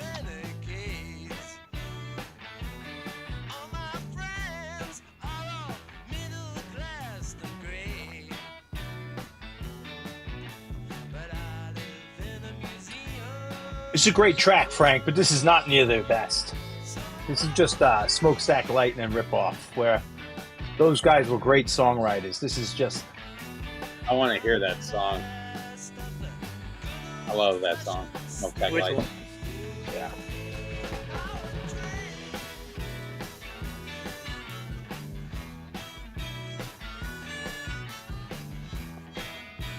And I'm just playing with you, Frank. I'm not right and you're not wrong, you know.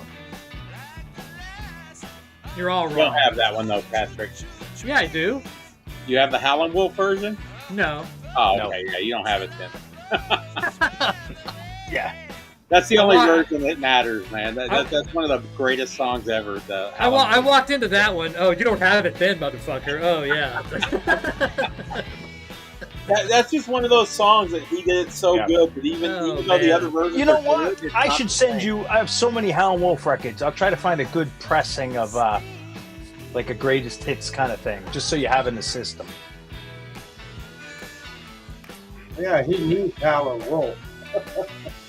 What is it, the folk blues? The folk blues one might have all the songs on it. Is it more folk blues or something? Well, yeah, it's a double album, the one you're Yeah. talking about. Frank, don't even, you know. I have if one I make a Howlin' comment, Wolf you don't record. have to clarify. I'm just being If I have cool. one Howlin' Wolf comment, one Howlin' Wolf album, I'm not even going to say which one it is because you guys would ridicule me to the hilt if I told you. So I'm not even going to mention it. Because you'd say, oh, you don't have a Howlin' Wolf record if I told you what I had. So, Is it Pat Boone sings Howlin' Wolf? no, it's the one with Muddy Waters and Bo Diddley. So, Oh yeah, super blues band, super Yeah. blues band. yeah, that's it, yeah. So here's another story to kind of like tack on to another stupid move by Patrick with the Primus and the Bathory and the Septic things, that collection. There was a guy who did reviews for like a blues magazine, an online blues magazine.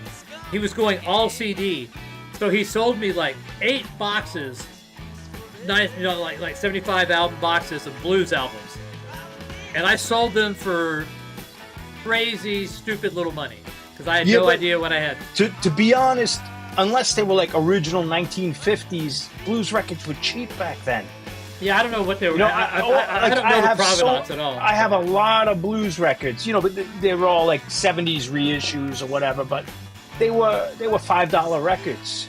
Yeah.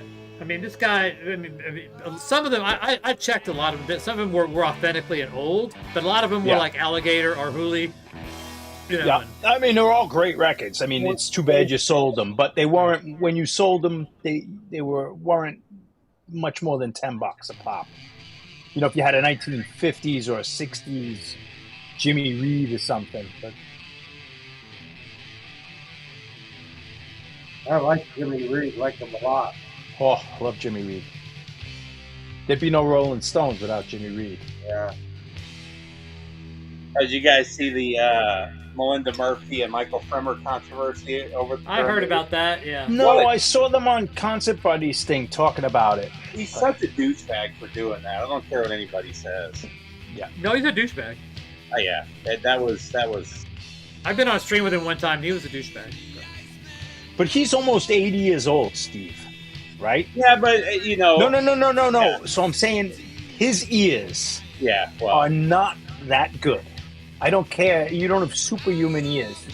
My ears are not as good as my son's. When we take that test, you know, you could go in and do the ear test where it's just a fact. Your ears are not that good. well, at even 80. though it's not even the fact that he disagreed with her. It's the fact that he didn't have the balls to say something to her. He went into her comments and commented to other people that she didn't know what she was talking about. I sent all your stuff, Dorky, minus what I haven't ripped yet, but all your stuff is now sent to But you. I someone have a who's handful 80 to record them. cannot be. Yeah.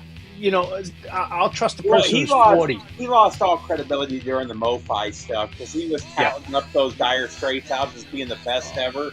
And then as soon as he found out they were digital, they didn't sound good anymore. You know, There's a lot of people who got caught by the MoFi bug. Everyone. But I mean, Well, not so much that the people, but the fact is, you cannot tell the difference between a well-recorded digital album and an analog record. Nobody could. You had 10 years, and these guys with $100,000 systems, and not one of them said, "Hey, this is digital." Not one person in 10 years, double-blind test, just hundreds of records.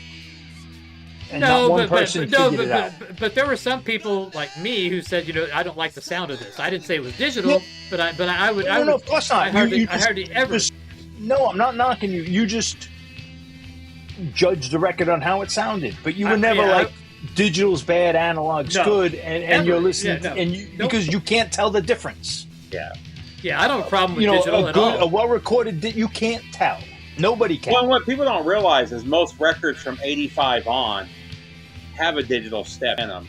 You know, at the cutting edge, at least. I mean, for a long time, you remember when digital first came out? Was it like '84? They would put the little thing. They were digital recording. We're proud of this shit. Now they're hiding it. So yeah. Actually, I bet I got one right here. Even the CDs, like, man, I got a DDD. DDD, yeah. No A in there. Get that A out of there. No. Yeah, look right there. There you go. Yeah, country especially. They were really proud. Country adopted that digital thing more before anybody. I remember Ry-Cooder, that album, that first one. It's like all digital, you know, all bad digital too. But yeah. I haven't been impressed with that label as a whole. What's it called? Suppressing Matters. Music. What? Which one? Is it the one that did the Prince one. Yeah. Oh, I don't know. I didn't even. I bought one of the Green Days and one of the Linkin Parks. And now, granted, the Linkin Park was recorded digitally, but I haven't heard anything good. I haven't heard anything good about that label. I don't think they sounded much better than or I didn't even notice a big difference between the original press. Yeah, but he went back to analog too, didn't he? Yeah. He kind of went back, you know. So Neil Young, I mean, he takes pride in having a good sounding record and not just that. He's like somebody that's into the technology side of it, you know. So like when digital was a thing at the beginning, he was all on board, you know. Yeah, you still see clips of him. It was the same thing with streaming. When the high quality streaming got big, he's the one that did his own Pono MP3 player and Pono. It was Pono. Jimmy Bowen. Jimmy Bowen was a rockabilly cat.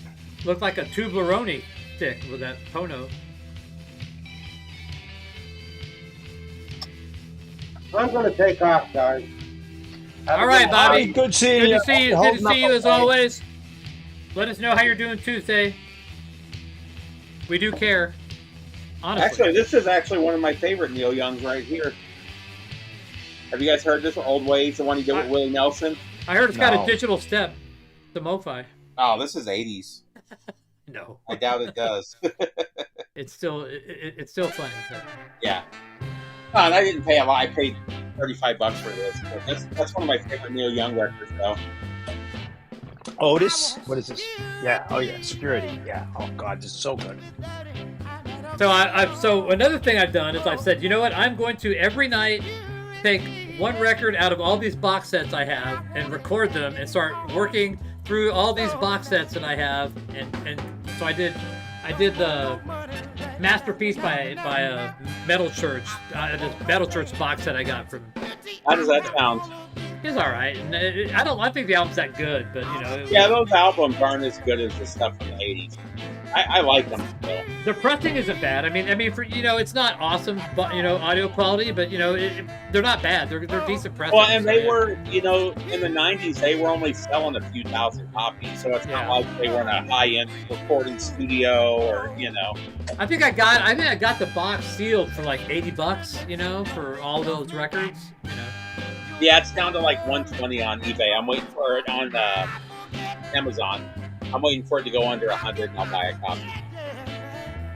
Yeah, Corey, this is as good as it gets. This is Otis ready. Well, that Otis box set, is great.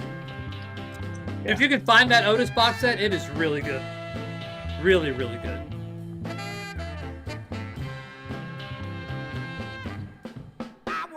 I got the one on. I got it on CD. I think it's Rhino. It's definitely Rhino. Although I don't think it says Rhino on it, but it's all the albums in a little box set. And I want to say it was like $30 or something. The definitive Otis Redding, right? Yeah, it's got every album. It's not really definitive because it doesn't have his early stuff. But they did the same thing. But the price on Amazon, I want to say it was like $30 or something. It was 12. I think it's 12 albums. It's and the sound. I know it's CD. It's not going to compare to this, but it was just really, really nice CDs. They did the same thing with Leonard Skinner back in the 90s. That box yes, set they did. That is my retirement project, tackling all these box sets. I mean, I've done a lot of the box sets before, but there's quite a few that I've never done. I'm even going to go back and do the ones I've done before, like the Doors, Infinite, the Texas Hurricane, that awesome Kinks mono box set that I'm looking at. Got Cheap Trick. Fucking the Absolute Originals, Creedence Clearwater, Aretha. Fucking, I got all these box sets. Yeah, Is that the Record Store Day Creedence box set? I heard that sounds really good. No, that's the one I got. But that's the one that spawned that one. I got the original, and that's what spawned those to be redone. Yeah, I know again. Billy Hurst said he bought that the Record Store Day one like the next year for like half price. Those are so good, really, really good. Actually, let's hear. So well too, though the original. Let's hear Larry Williams, "Slow Down." That would fit in with these if you could bump it up. It'll take 2 minutes.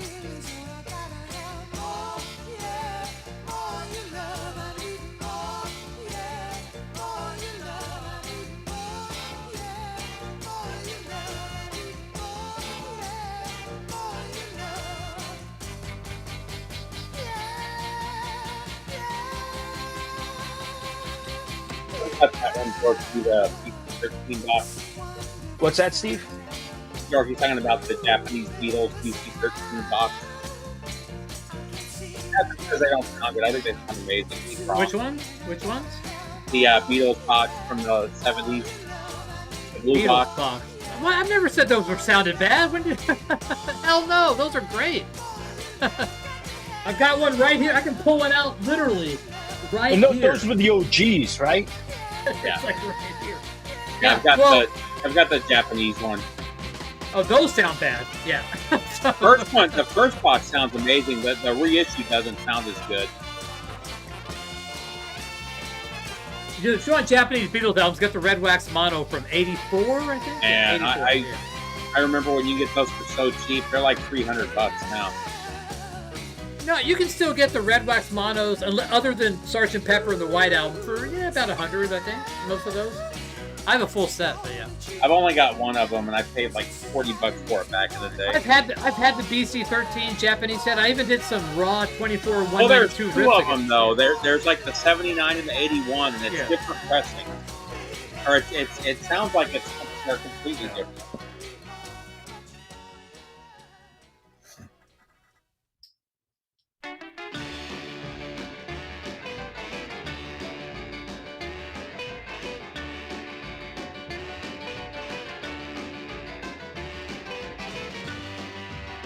I haven't pulled that Beatles box out in 10 years, though. I'm in the mood for Beatles. I just scream it. Well, I mean, all they did was they just pulled what they had available and shoved it in the box. You know, you can get anything. You can get tube cut. You can get solid state cut. You can get Harry T. Moss. You can get all sorts of different shit. You never know what you're gonna get. I've got this box here, which is a US. I've got another one in the garage that I got at the antique fair about 3 months ago. So.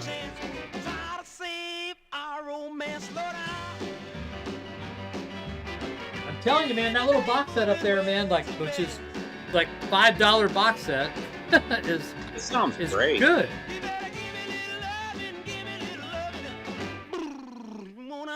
Yeah, it'll make its way back to you, John, when you send me something. Yeah, I don't have this single. I don't think I do. I only have 3 or 4. But they're all like pretty cheap singles. But the She Said Yeah is like a $20 single. Well, I mean, that whole box. Yeah, is like a that's why $7 it's worth you it. know? Yeah, so it's right now. I think it's on Discogs for like $8 or something. Or yeah, 14. I mean, I'm going to give you this one because I don't need to carry it. I don't need to hold. I appreciate it. So, yeah. You know. Yeah, the older ones, the ones that have like -1, -1, the older ones, those aren't as good. Generally, there are a couple that are really good, like Rubber Soul. I could tell the way this saxophone, sounds so good in mono when you crank it up on like a tube system. Oh man. Well, this was recorded on a tube system. So. Yeah, but these are like Lloyd Price. There's certain records that sound so good on my tube system with that sax. So you don't need double tubes though, because this already went through my tube system, and so it's already been done. No, I meant like when you're actually on my vintage system. Okay. It just it's so good. It's like the sax is in the room. This is gonna be one of those records. What's crazy is, I mean, he's a guy from Louisiana, from New Orleans, and you don't get New Orleans at all from this. I think he would have a little bit of that New Orleans sound, but straight up Chicago, I think. No, you kind of can hear the think of the piano and think of Fats Domino. Yeah. Like the groove is like, it's almost like Little Richard too. I would be shocked if they all said HTML did wax. It's definitely not. I would just call it straight R&B. It's right down the middle. But I do hear that.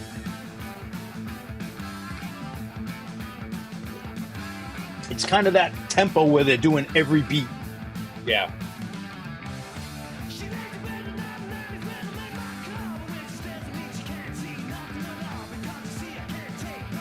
Who was the woman that did mastering at Abbey Road? She did a really good version of, I think, Rubber Soul, like -6 or whatever. This is getting into like audiophile geekery, but there was a woman that cut a lot of those Beatles stuff in the 70s. Him and R, maybe? Her name?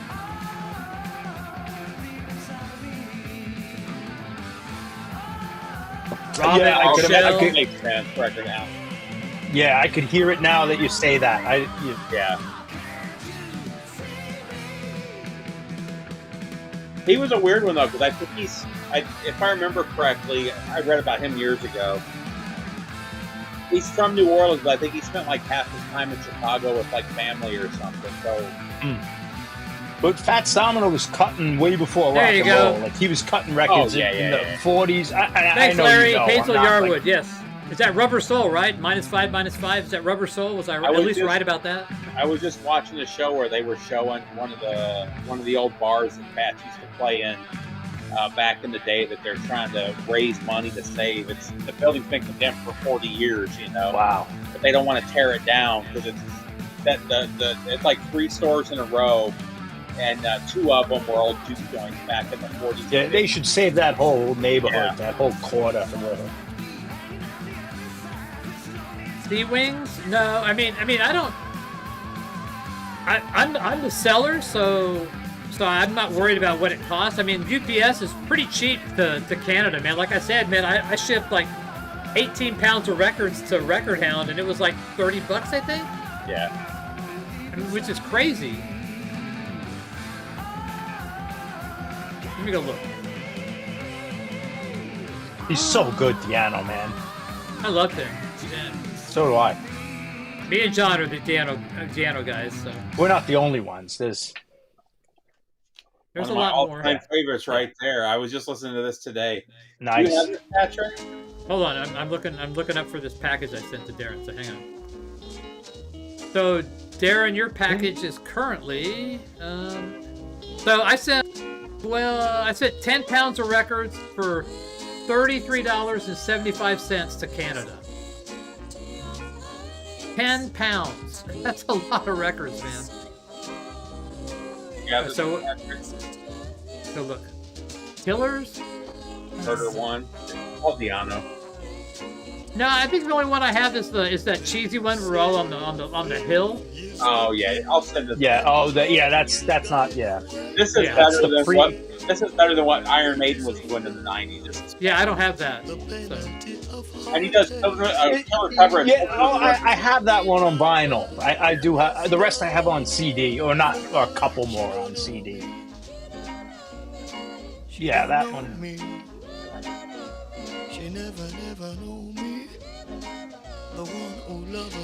You know, Dorky, those that doesn't mean they'll sound bad. I mean, a lot of times Harry T. Moss just like etched one side, and the staff people that did that stuff, you know, just use your ears, not the Matrix. Be in love with someone who don't love you, but I'll pretend I never heard a tender loving word you can say. I'm gonna find out where yours is. So actually, Darren, yours is in. Oh my God, no! Is it in the? Not in Chicago. Oh no! Is it in Chicago? It's like the vortex. Oh no! It says it's gonna be delivered next Wednesday, but currently it is in Chicago, Illinois, Hodgson's, Illinois. But it just got there today, so that might as well be the Twilight Zone, you know. But allegedly it's supposed to be there Wednesday. But you've got the tracking, Darren. You know it's in the vortex. Like Darren could get it in 1977. It could show up and like, what is this? Like from the future, or it could go. Yeah. He could get it 10 years from now. Like, it's like that movie where that aircraft carrier goes back in time. Exactly. The Philadelphia experiment. It goes. Hey, this is more towards the end of the show, Patrick. Do you have Strange Fruit from Billie Holiday? I don't think I do, but I do have a Billie Holiday album I'm going to sell, but it's a Japanese. Those are quite the lyrics, Strange Fruit. That's one of the darkest songs ever written. Heaviest song ever written. It is so good. Yeah, I don't, unless it's on a comp. Nope. Do you still have that Soul box set that you didn't finish before with Billy Paul and the OJs? Oh, the Story of Phil. Which one did I miss? I still have that. I do have that. Which one didn't I finish? I think I did 3 Zorloff, it's Murder One. That's I think it's Diano's Killers on some things, and sometimes it's Killers. The Murder One is the best record, the one you held up. Oh yeah, it's great. A couple of them were a little more like modern metal, Well, he was doing the Battle Zone stuff for a while, which I liked. It's not as good. Yeah, that was like post New Wave of British heavy metal, but he didn't have the songs weren't all there. But you can always rewind. Then he kind of wanted to be like a hardcore like gangster in some of the other ones he did. Yeah, he was all over the place. Another guy where chemicals were altering his thoughts. Yeah. I would have sent more free records, but I didn't have any room in the package.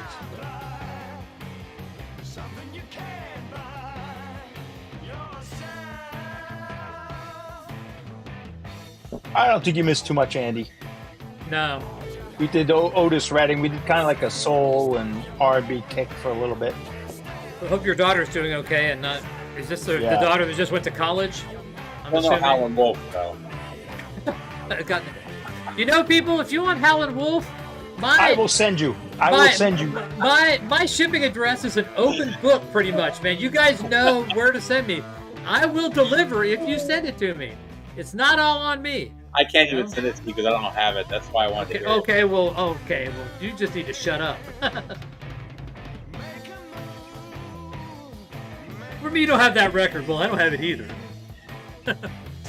No, I didn't say you. I said that you don't have the record if it's sung by somebody else. Yeah. The best part is when I send you Howlin' Wolf, you're going to know every song. Oh, yeah. Because Patrick, they've all been covered. Like well, Little Red but it's like that Larry Williams. Spoonful, Little Red Rooster. It's like that Larry Williams box Evil. set. We played Evil earlier from Cactus, Smokestack Lightning.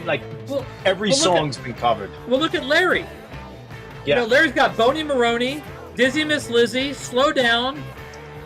She said, Ting-a-ling, She said, Little Fool Girl. The Stones covered. Yep. Little Fool Girl. This guy's got a bunch. Yeah. That was the best. We've talked about it before about those days, though. Yeah. They would do the R&B version, then they would add drums and do the rock version, and then they would do the country version with the stand-up bass. No, Darren, I have the Great 28 on CD, but I have those. Did I do Dexter? Those double albums, like Volume 1, Volume 2. I'm not sure if this is a 3, where it's more complete. Like the chests. I don't know what they're called, but that was a nice riff right there. I'm always curious what would have Jethro Tull would have sounded like if he would have continued on with the band. You know, the combination of these two guys were definitely bluesier, and he had his own. There were two alphas, I guess, and. Could we hear She Said Yeah by the Stones? Yeah, that'll take you 2 minutes. I'm not in a hurry. So. Yeah, I don't have Grade 28 on vinyl. Which one? Which version do you want to hear? She Said Yeah, it's mono. Okay, off, I have that. I've got the... Everybody... December's Children? What's it off of? I can't remember. December's Children I have. It is December's Children. It's also on Out of Our Heads, but I mean the mono is on December's Children. Yeah, that's the one I want. I have the OG mono too. Listen, like we played She Said Yeah the other day. Listen to how punk rock they make this. It's so good. Thank you very much. It's not an called Smokestack Lightning. Is this the Yardbirds? I know it's not really the Smokestack Lightning. I'm gonna play. Is this Keith Ralph? Oh, it is the Yardbirds. Yeah. This is Having a Rave Up. Okay, 5 Live Yardbirds. That's a terrible. Oh wait.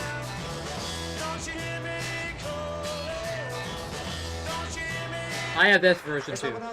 Here you go. It sounds better. You know what? It's the same. It's the same version. Yeah. You can tell. But this album is just kick ass. Although this is the UK and that was the US, they do sound pretty similar.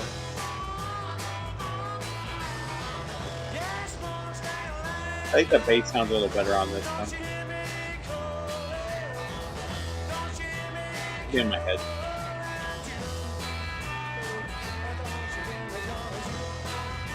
I would prefer not to have the 2 LP version of anything unless it's necessary.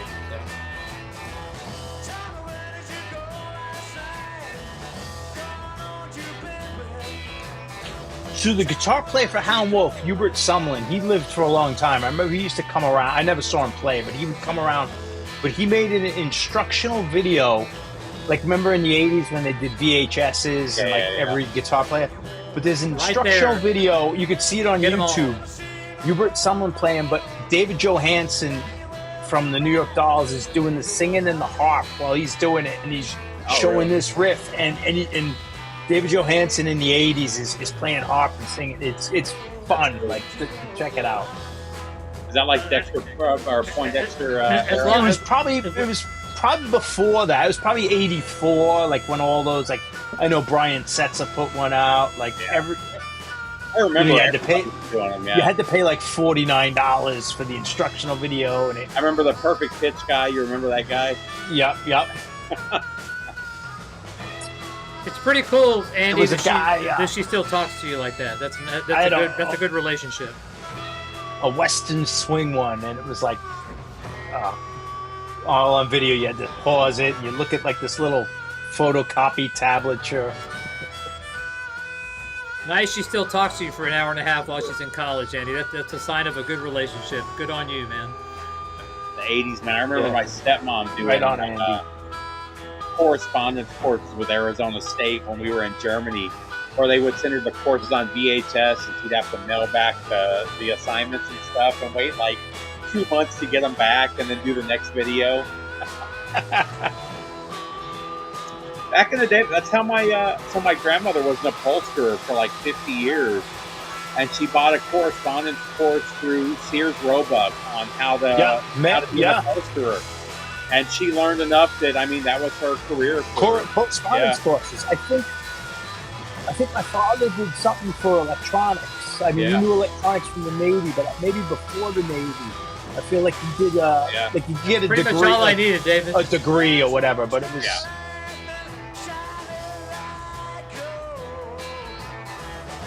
Yeah, you don't want to hear everything, Andy, but just that's great that you guys have that kind of relationship. It's really nice. Is it Andy? It's her first year. My son's first year. I think it's her first year. Yeah.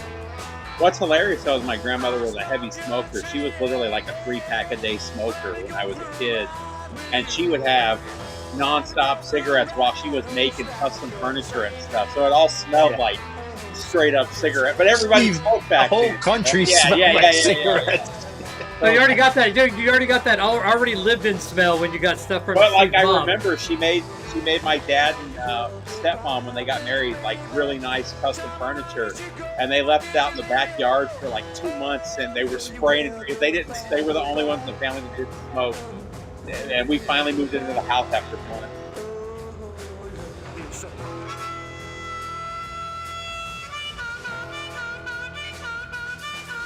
She was funny though, because she was a drinker too. So she was one of those people. She had ashtrays all over the house, and she would light a cigarette, smoke like half. That's good. It had to be tough for her. Two lit at the same time. Yeah, and then she'd forget about that, and then light another one. She'd fall asleep on the couch, and there were always holes in her shirts in the couch, because she would fall asleep with a cigarette in her mouth. Oh, it was. I just noticed your ace avatar there, Andy. So yeah. You see that video that people are posting of second year, right on, Andy. Good for you. Tear going down. That's a pretty cool picture. You know, I think it's kind of disingenuous how Peter and not Peter, but Paul and fucking Gene are, saying that shit. It's like you guys were fucking treating him like shit for ages. You know, don't try to circle back and like. They were treating him like shit. Like I said, you watch those interviews from '75. They were. Yeah, but I just watched. It was on YouTube. There was an interview with Ace that I guess it wasn't shown, but it was released yesterday, obviously, and I watched it. It was just from maybe a year ago, and he was saying me and Gene we get along really well, and this and that, and then he'll still be throwing little shots at Gene. Yeah. But it's kind of like brothers, I think. You know. Well, yeah, but I mean, Paul though, man, him and Paul though. I mean, Paul never respected him. Yeah, but he said Paul sang on my last record, the one with the Bronx Boy or something. I think Paul was on 2 tracks. This is like punk rock. Take like an R&B song and just like. What's interesting, like I said, when watching those interviews from the '70s, he definitely had more charisma than Paul or Gene did, and I think that's why they didn't like him. What bugged them? He was more influential. He was like Dean Martin. He just show up. He had no effort. He just like if I'm sloppy a little, that's he was funny, you know, like, and he was just BSing, you know. If I'm sloppy or I don't remember something, it works more to my character. It makes me better, and it's like. He was more influential than the other guys too, so you know he influenced more people than the other guys did. Yeah, well, he was a rock star. Out so much. What's funny is, and we've talked about this before, he was actually a crazy good bass player. Some of his bass lines are super intricate, you know. But his solos inside of the song, were genius for me. I mean, I was like, oh wow, that is. Because you could hum most of them because they were simple, you know. Yeah.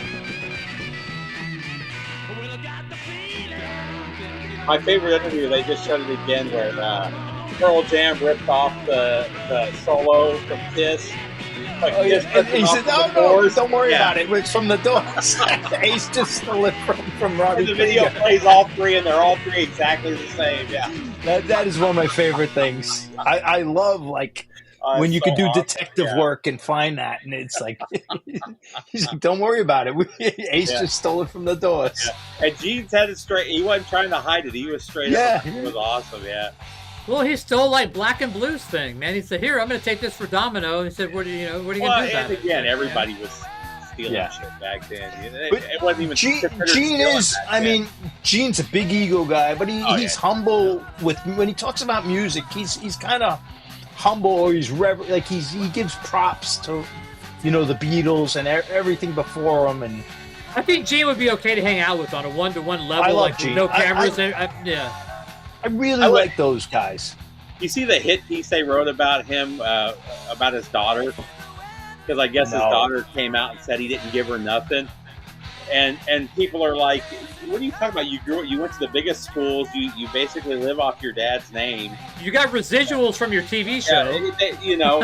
Well, and Gene, that's one of the things he said. He's like, they interviewed Gene during the show. He's like, I'm not leaving my kids any money. They need to learn to fend for themselves and make their own money. Yeah. You know? Frank, the saying was the Stones didn't play concerts. They played riots. You know, I'd be happy if I was Gene's kid for some memorabilia. I could sell that for money. You know, it's like, yeah, just give me a couple of caskets, the fucking pinball machine. Did you send it to us, John? No, I have just a repro. I have the high roller version. I owned it. So good, yeah. This is an OG. It's almost like getting another, like a heavy metal UFO record. I wouldn't go that far. No, it's very UFO if you listen to this album. I've heard it, but I don't put it as good as UFO for me. I'm not saying it's good. The style. Oh yeah, I mean, I get what you're saying.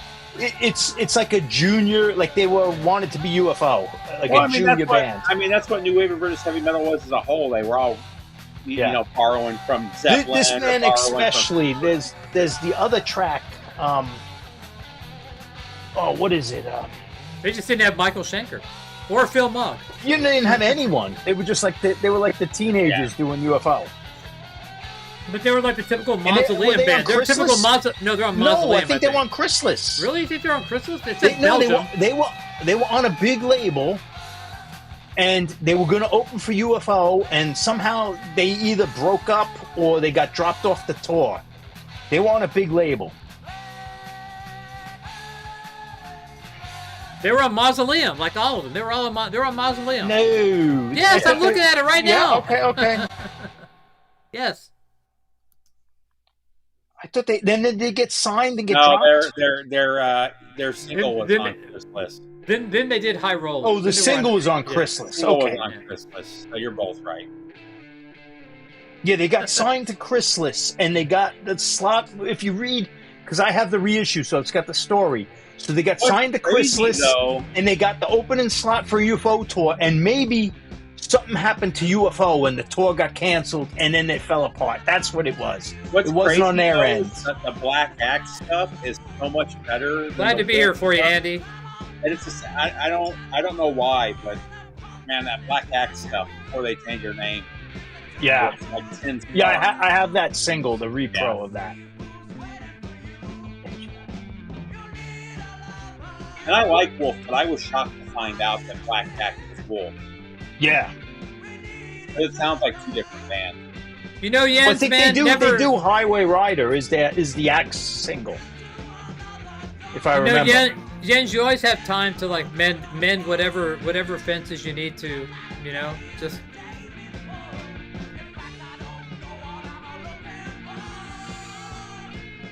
don't wait too long, man.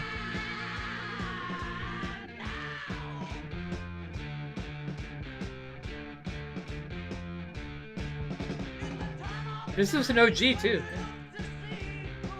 Here's a cool label for you. Have you seen this one, Patrick? Hey, let me look. Arg. Hey, John, are you on? No. What the fuck is that? It's Mekong Delta. Oh, really? Okay. This is one of my favorites. Yeah, this is I think this is the German pressing or a Dutch pressing. I'm looking for a record. Hang on. Dan Jackson. Oh, there we go. It's funny, that guitar was out of tune there. Way out of tune. I just crack up when I hear that shit.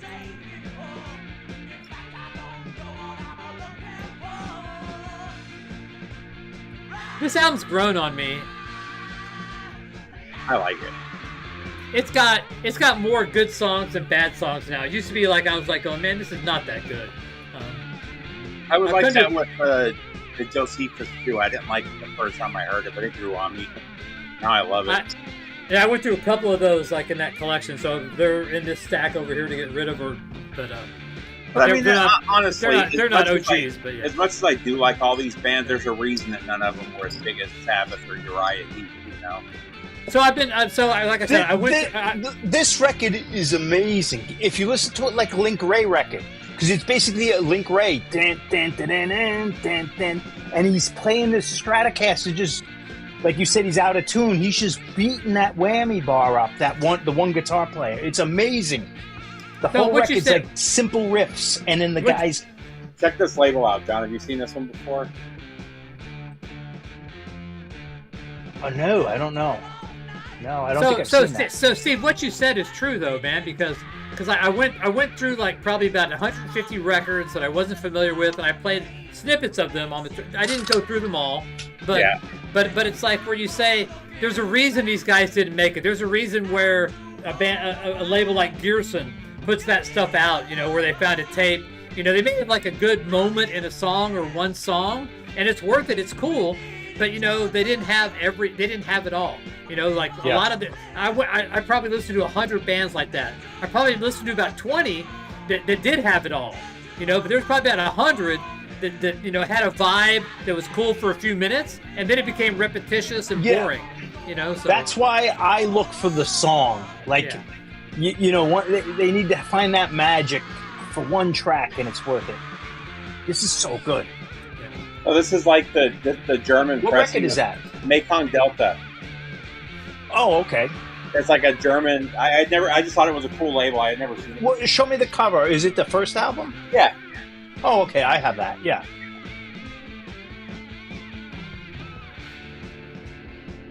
Oh, yeah. That's an amazing record.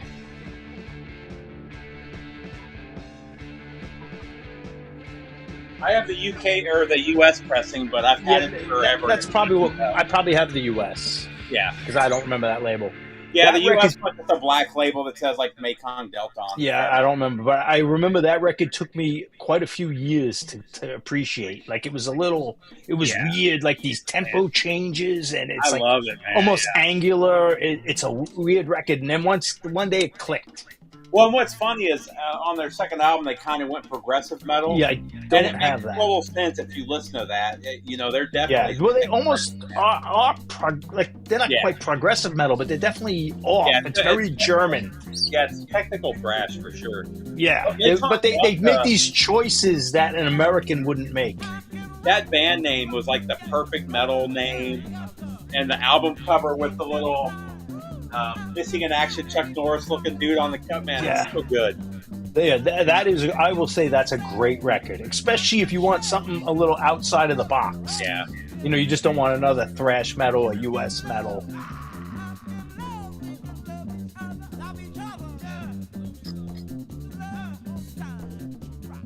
So here's an example of somebody who's quote unquote experienced buying a record for more than they should have. I was at that Alameda Antique Fair, and outside of my comfort zone, I saw an album by this band here in a guy's collection, and it looked a little new, but not new, and it was on the Janus label. I'm like, well, Janus is old, so I paid up a little bit for it, and then I got it home. It was a fucking reissue, and so like, stay in your lane, people. You know, if you're you should be able to you should be able to sniff out originals and reissues. You know, I didn't spend a lot of time on it. It was like towards the end of. Yeah, I'm not criticizing. I've been going at it for 3 hours, and I was like going. Yeah. But like I said, this is not my realm. Like this genre of music, and I knew this band's kind of like rare, and you know, the OGs go for a lot of money, and I was like going, okay. You know, so, and this is one of those things where, like, the reissue used the original label, the original, you know, Janus hasn't existed in God knows how long. But, yeah, well, they were short-lived to start with. They were only around for, like, 5 or 6 years to start with. Yep. We did a lot of, like, prog stuff, like Passport and stuff like that. Yeah, Alex, I hate Discogs things. Like, sometimes I look through singles, and you see something that's, like, looks like soul or R&B, and I'm like, I don't know. Like, I just don't know. This could be like a $50 record, and you're like, you take it home, and it's like 3 cents. You know what? Like 600 copies for sale. Like, you know what, man? I refuse to do that. I mean, if I lose will never out, take I lose out my out. phone. You know, it's like part of the fun is like going, okay. Yeah. This looks cool. You know, I'm going to take it home. And there's also so many records I've played $3 records for, and you find out that they're like $200 records. You know? The only thing I would like to. I don't have my collection in Discogs. I have like stuff I bought recently, last couple of years. But stuff you're buying double. Sometimes I'm not sure if I have something, and I'll call Sarah up and say, "Hey, what are you doing? Can you go down and check if we have volume 2 of this series?" Because I don't want to buy it again. I can't remember. Yeah, I definitely don't. I don't have time to look up every album I get. I'm thumbing through to sit there and go. I'd rather be able to like sift through 10 times the records as opposed to like looking at my phone, like going.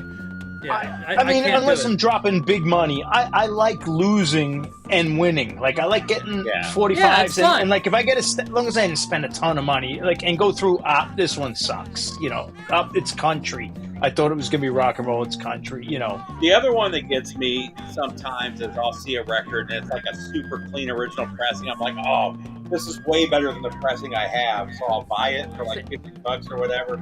We appreciate your presence there, Corey. The copy I have is nicer than the one I just spent $50 on, you know. I like coming. I like going to the store and looking at a record, going, I might like this, and seeing who produced it, who plays on it, you know, and going, okay, I'll take a chance. You know, going home and it might be a miss, but you know. Like, there's a lot of records I really want that I could get on Discogs right now for like $30. I'd rather. But it's not fun. Yeah. Yeah, but if I was doing that, I would go to the book section too. I would go to the clothes section. You know, I could go to the pottery section. Say, oh, this pot, I could look it up and say this is $20. They want $7. Like, it's not about that. It's I want to find the music. I want, you know, I like to gamble. I was like, where did I find it? Oh, I found Nuclear Assault Handle with Terror in original pressing. Oh, I nice. haven't seen a copy of that in like 30 years. I'm flipping to a store with almost no metal, and that was there for like $30. You know, that's the best. I love it. That I like. That's why I don't like when you're talking about those Japanese stores. What's like, if it's their all third metal, LP, Alex? all punk. Well, I know, like, I can't afford. I want every record in the store. I can't afford it. It's not fun. Yeah. Even if I pick out 2, I'd rather go through like 3 bundles of crap and just find one thing that's good. It's more fun that way to me. I think it was their third album that I bought, Alex. It was like that was a reissue. So I think that's the one I bought was the third album. But hey, live and learn. I still scored. I got some great deals on the album. Come up this record right there. I didn't know. This is for Ace. Here we go.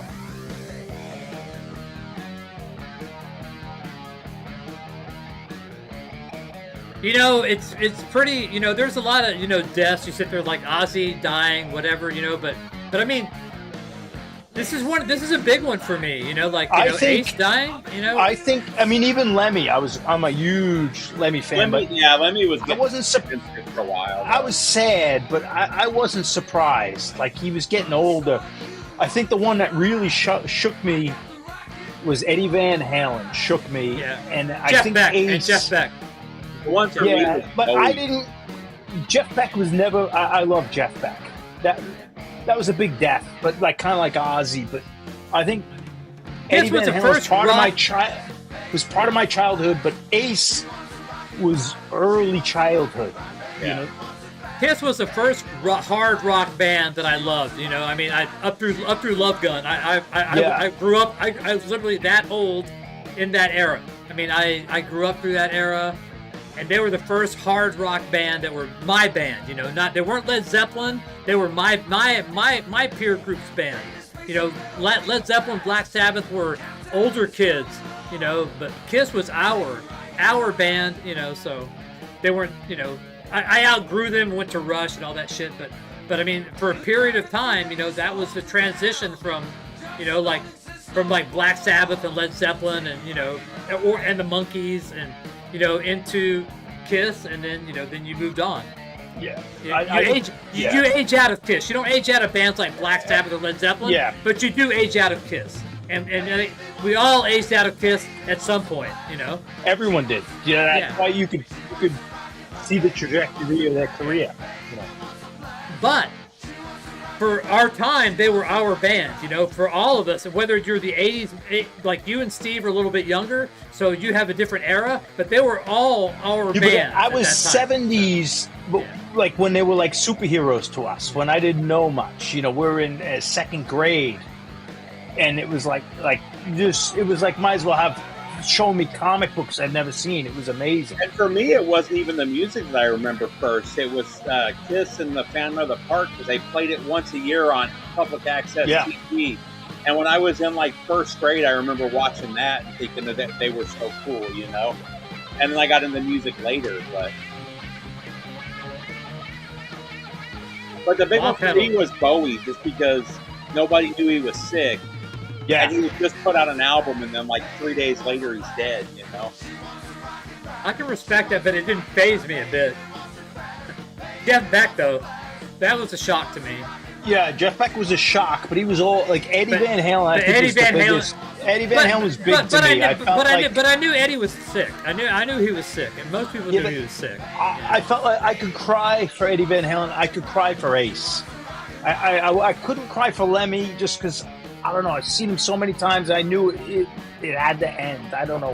Let me live his life, though, man. Let me live in his It's kind of like way. when Keith Richards goes. It's just going to happen. I'm not going to like, you know what, dude? I thought you were going to die 40 years ago. You know, if you've lasted this long, you're doing You know, Alice in Chains is one of my all-time favorite bands. When Lane Staley died, it sucked, but we knew he was headed that way for years. Well, okay, I'll say Neil Peart. Neil Peart when Rush died. Cliff Burton was massive when I was a kid. Yeah.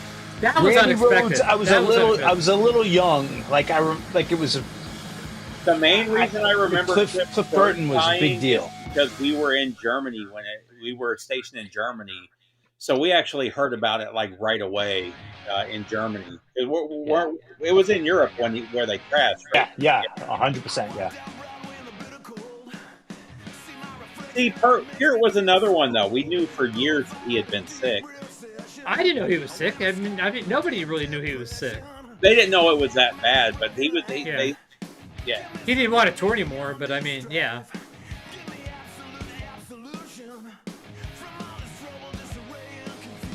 Yeah, Tom Petty was a shock just because of the Prince too. But Prince was a real shock. And that was like, holy Tom shit, Petty. dude. I had no idea he was a drug user.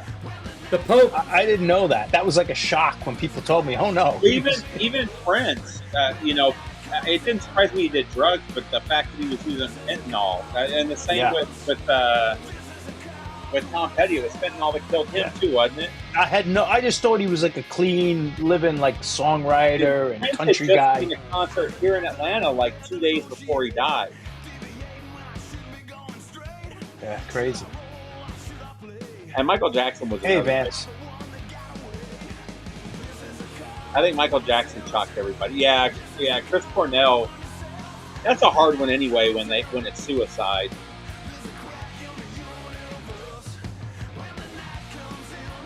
That's what's scary about those psychiatric medications they pump people full of, though. That, you know, every time I go to the VA hospital, they try to pump me full of shit, and I don't take it. Oh. And the bad thing is, even if you just take it... Are you in pain, Steve? Do you have pain? No, I have real bad anxiety, though. Yeah. It's all related to the military. Yeah, so there's probably other ways that you might be able to... Yeah, no, I'm good.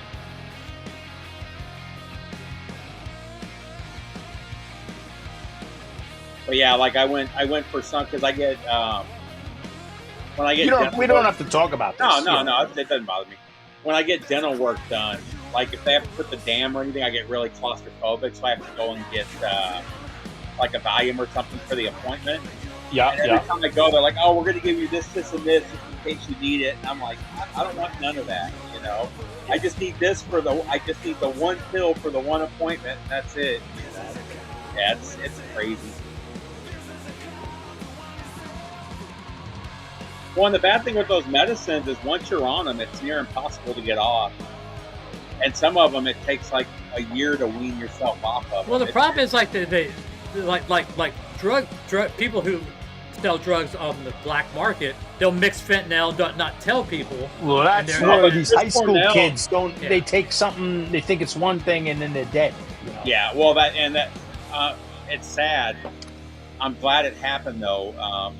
I might have talked about this before, but last year my wife was a freshman, and 3 kids OD'd at school on fentanyl. They were eating brownies that were laced with, or they were pot brownies, but it was laced with fentanyl.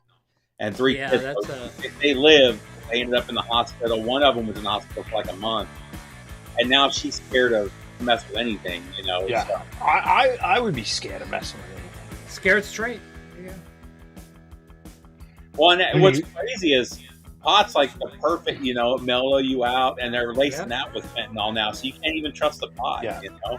it was the other way around. The worst that would happen to you is you got oregano. Like you didn't get because they were trying to not give you stuff. They were giving you like. Has anybody ever really gotten oregano? Not drugs. That was never an issue in Phoenix. No, I don't. But you know what I mean. Like it was like you buy something like, wait a minute, this isn't where we got ripped off. Like I've got friends that are from like Seattle and New York, and they talk about all this bad weed they used to get. But being in Phoenix, we were right on the Mexican border, so. Like, we always got the weed for cheap, and it was the best, you know? First off, Phoenix is not right on the border, but... No, you know what I'm saying, though. but... I forgot my train of thought. But, Yes, it's not Santa Fe. But it's on the route.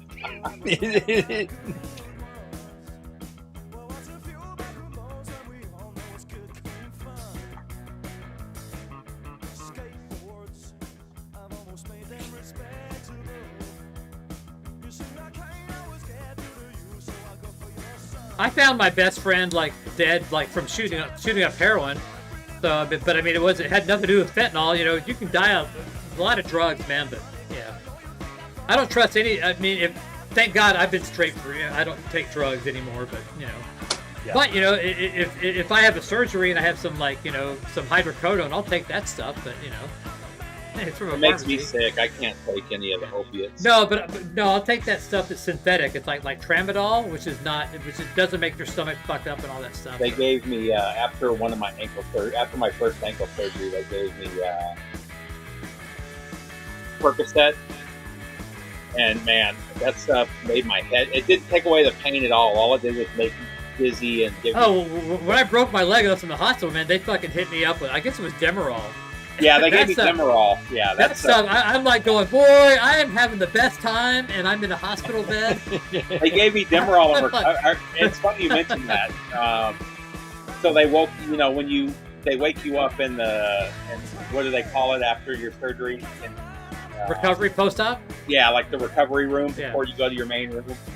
So they woke me up, and they're like, okay, how do you feel? How's the pain? I was like, oh, it's like an 8. They gave me something. How's it feel? It's still like an 8, And after the third time, I have the same problem my dad. Certain drugs just don't work on me. They gave me morphine, but I didn't feel it at all. It didn't do anything to me. So when I broke my, they gave me the Demerol, and the Demerol, it hit like that. When I broke my leg, it was in the pandemic, and I was like in the waiting room, like in the emergency room for like 4 hours, and I've got like a shattered fucking leg and pelvis. So they gave me morphine and Demerol, and I was like going, oh, I'm cool. Like, let me in. Then they put me in I was in the hospital for like a week. It was that bad, it was, and they were impacted.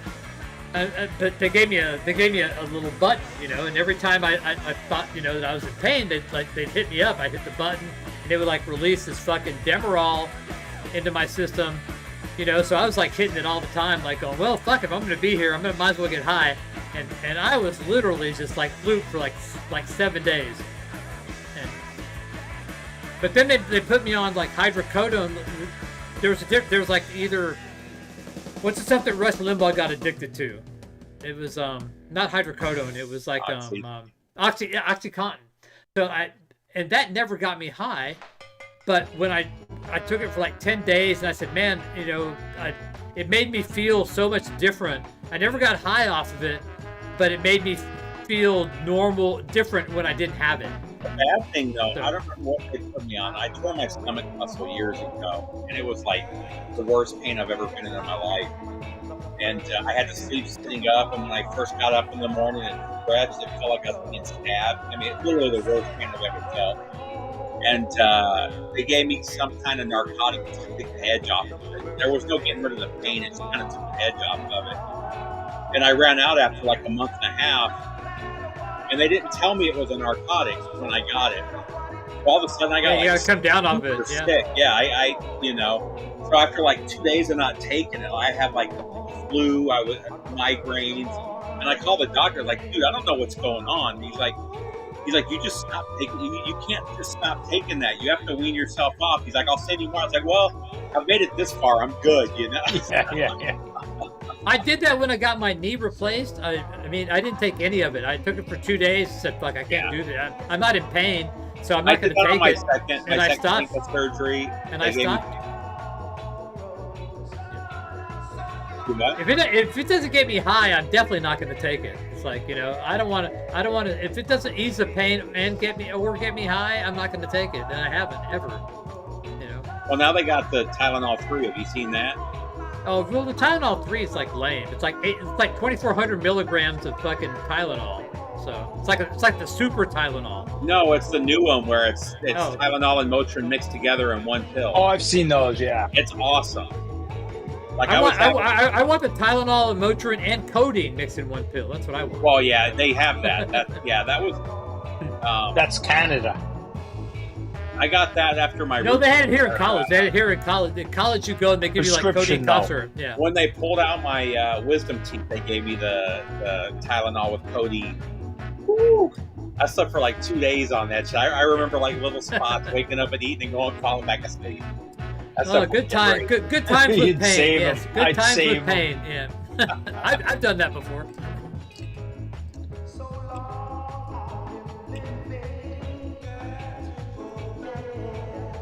What's funny though is our kids are not what we were when we were like.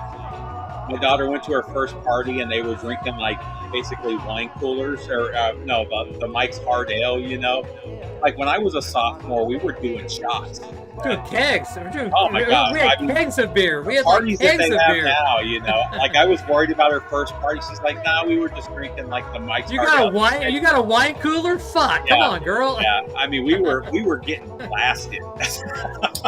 Bartles and James, come on, man, let's go. It's crazy how much mature we were in high school.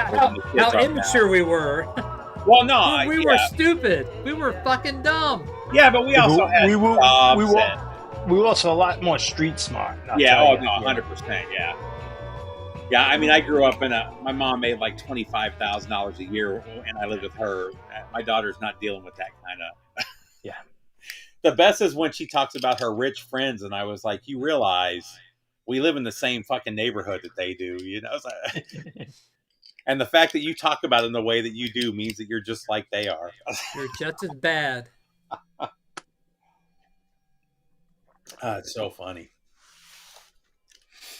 All right, we're gonna do Danzig after this song because we're still okay, but we're gonna do the Danzig comparison. You guys tell me what you think is what, and if you think it's good, and I'm pretty sure I know what you're gonna think, but hey, we'll find out.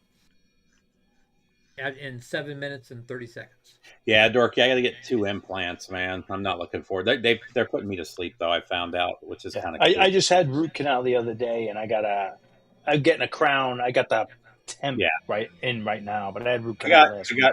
But they don't give me any. They're pretty good now. Yeah, I got one here that it's an old filling from like 30 years ago that it broke and it took the tooth with it. I got another one up here. The same thing happened. They're old fillings from like back in the early 90s, and I got to get implants. They need to fix that. So. I'm telling you, man, what little I've heard sounds great, and you're going to find out here in about 7 minutes how great it sounds. I mean, as what Steve's saying, if they're staying in print, there might not be a rush, and it might be sold out online. Who knows? It was sold out online for like 2 days, and then they were. Somebody posted that they were compelled again. So. I mean, this isn't really cheap. It's like a $20 record, man. The Ursa Major is like about $20 record. At least tooth pain is the worst, Andy. I dealt with that about a month ago.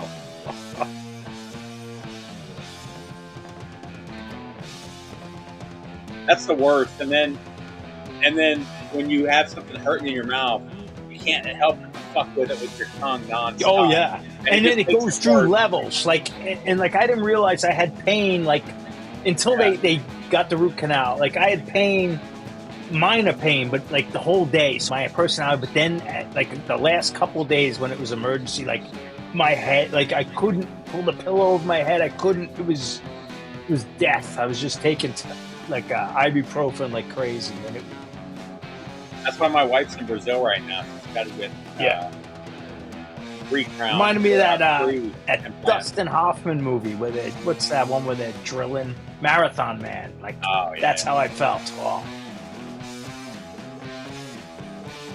It was so bad.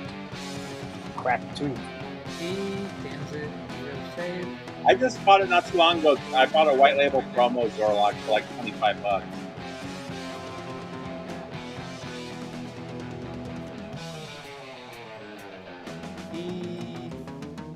Twist of Cain. What song are you gonna do? Twist of Cain. That's all I've really listened to. So That's a good song. Is it safe? No. Is that You know, a quote? oh, It'll this point- 100% get the screen taken down. we've already been Oh, yeah, gone it's for not like safe. Yeah, well, we've already been on for 2.5 hours, so we're still good. We're good. It's all right. Yeah. Danzig or Ozzy will always be taken down.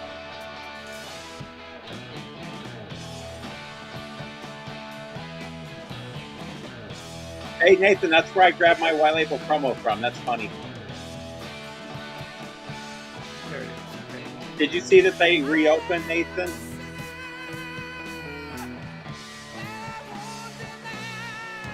Who's in this band? There's somebody big in this band. It's one of those Wagner fucking guys. One of those dudes.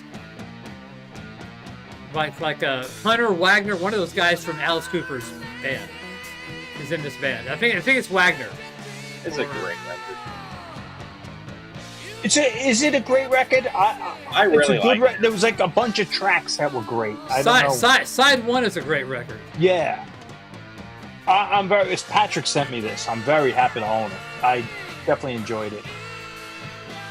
And I only heard it for the first time like last year. Andy, Sent you this. It's different for different I think people. it was Swift-O-Matic that turned us on to that. I think it was. I can't remember. Is the fourth album worth getting? I think the fourth album's mediocre. The third album is actually my it's favorite. Wagner. It's Dick Wagner. I didn't get the fourth one because I remember not liking it. Yeah. But I mean, liked it. So when I bought the original pressing a couple years ago, I hated it in the 90s when it came out. I thought it was horrible. And it's better with the re-listen now. But the third record was we got super bluesy on that record, and that's my favorite. Yeah. John but Price I mean, is amazing. sample them. Like if money's an issue, Andy, like sample them on YouTube. You don't need all four just because they're out. Because like in theory, they're supposedly going to stay in print. So I would definitely. You don't need to drop $110 in one go. I would definitely replace those 2 bootlegs you bought, though. Yeah, so that's what I kind of remember. It was going at it, and I didn't like that sound. Yeah, and he followed it up with Black Acid Devil, which is the worst album that Danzig ever released in his whole career. So. Okay, so it was Dan, but Dan hasn't been around for what happened to Dan? Somebody sent it to you. I don't remember who. Like a year ago. Probably Dan. It might have been. And now he's no longer here. So. Yeah, life happens. Yeah. One day I won't be here. Yeah. Well, Ace isn't here anymore, so you know. How old was he? Like he was 74? 70s, right? Oh, okay. But that was like probably 127 in rock and roll years, you know. Oh, for Ace years, forget it. Ace is. He was such a nice guy too, compared to the rest of that band. I never met him, but I mean, his crew were assholes. He was never an asshole to me, but I mean, he just kind of seemed like a pure guy, you know, one of those guys who just was like, what you see is what you get. $100 meet and greets where he would sign all your stuff, and he would just talk your ear off. He was like genuinely just a really nice guy. Just a funny guy. He just seemed fun. Yeah, he just seemed fun. Like. Now I feel kind of bad for trolling him, like when we had to open for him, but you know.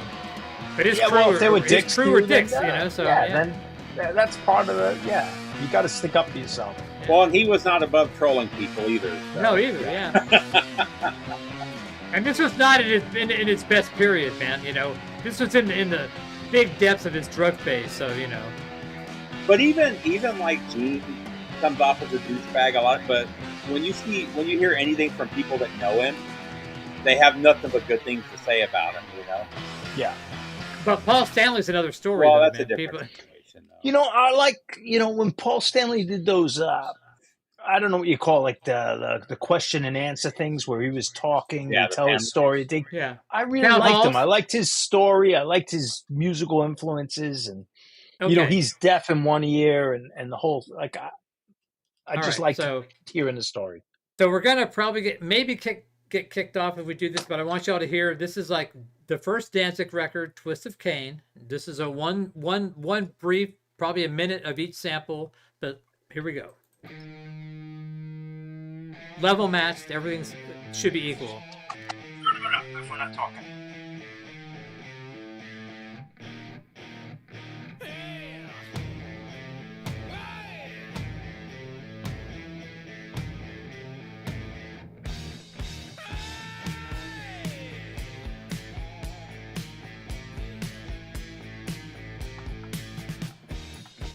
All right, now the reissue. Separations there. Let me hear that snare.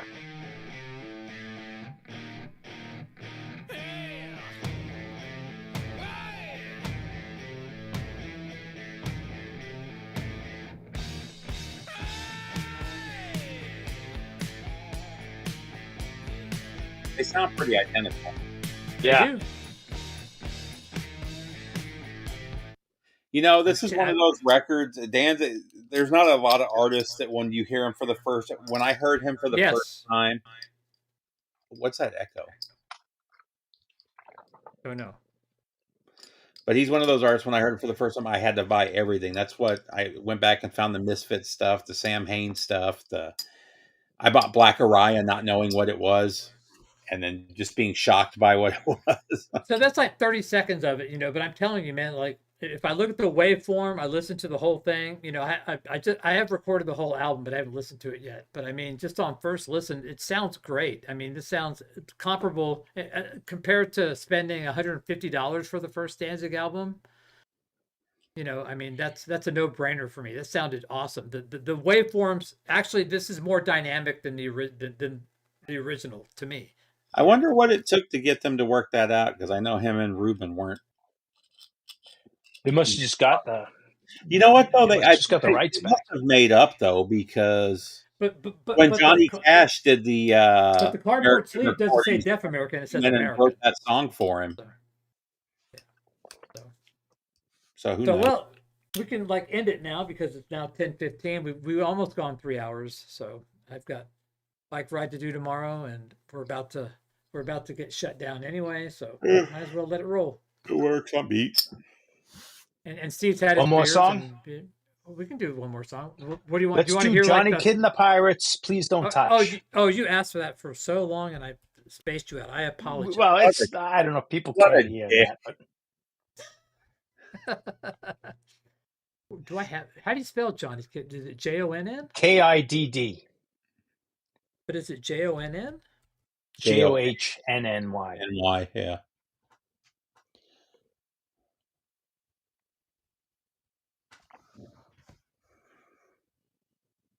Oh, there it is. Which one is it? Please Don't Touch. The one that Motorhead and Girl School covered. Yeah. Love you, baby, but it can't do much. Is it on? Oh, there it is. It's on track 4. Okay, I got it. We're good. Thank you, Andy, for hanging out, brother. See you, Andy. Thank you, Dorky, Zorlock.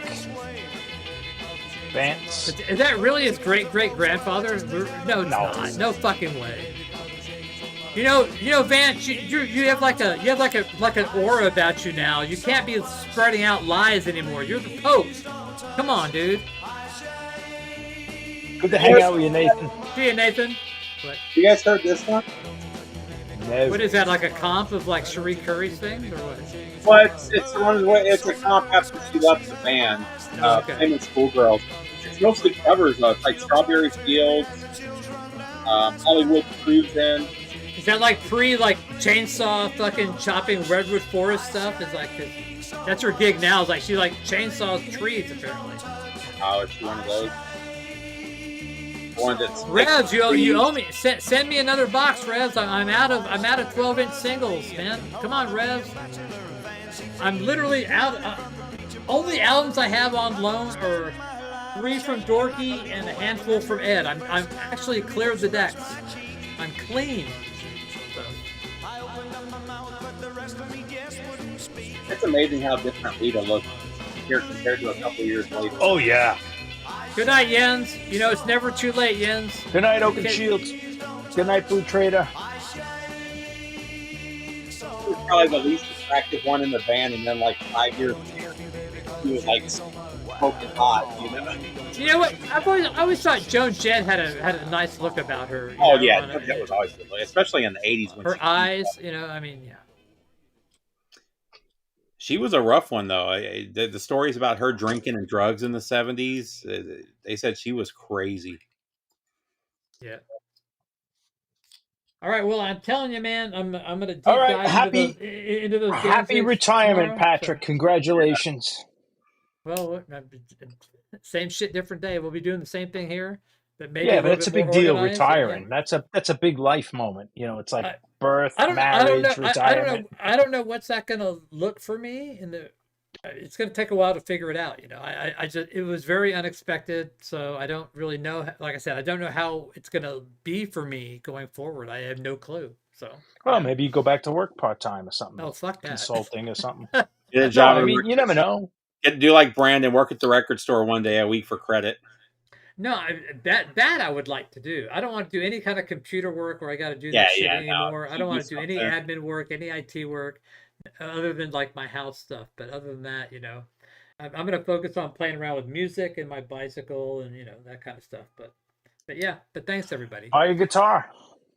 Yep, I don't play guitar. Or piano. Yeah. I don't play piano. It's just a good hobby. You got plenty of time. You know, it's a good hobby.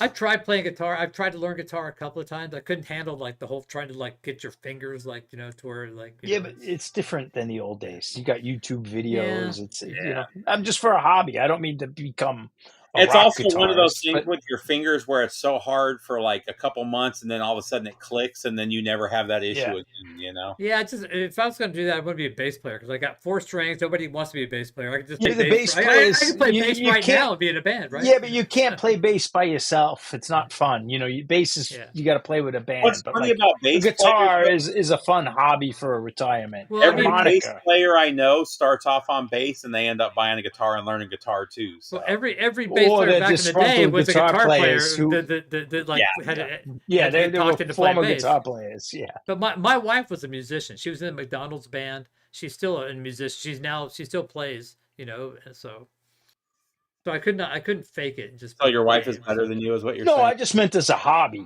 You know, she was in the McDonald's All-American band. She was like one of the top 50 best players in the country allegedly. So she's very good at what she does. But I'm not a clarinet player or an oboe player, but she can do that stuff all day long. But that's too much dedication for me. I'd rather either ride my bike, play pickleball, or do music stuff. I didn't mean become a musician. I just meant as a hobby. You know, like you know, you spend 20 minutes. You know, keyboards would be okay because I could like sample stuff and just like hit a key once in a while and go okay, do. Yeah, I meant this as an old man hobby. It's fun to just. Are you saying I'm old, John? Is that what you're saying? No, but I mean old man as Did you just say I'm old? Yeah, but not elderly. I meant like for us as old men hobby, like we're not trying to start bands. We're not going to become your way out of that musician. No, I meant you can get a AARP membership. So I've had that for a while, but so can you, I think. No, not yet. Not me. You got to be 59. Oh, really? I wasn't that. I'm pretty new to my ARP then because I'm not that old. So. I remember that was just like a joke with my mom. I'm not old because I can't get AARP. And then as soon as she was old enough, we made fun of her endlessly because she talked about it for years. I want to get like cheap movie seats. Is what I want, but yeah. Anyway, we'll talk about Ace and all this shit on Sunday. Discount at the buffet. Yeah. $5 Golden Corral. All right. Everyone have a great week. Where's my free salad, motherfucker? Yeah. Anyway. All right. We'll guys. talk about I'm out of here. My fragility on Sunday. But yes. Bye, guys. Sunday will be an Ace themed show. Good night, everybody. Bye.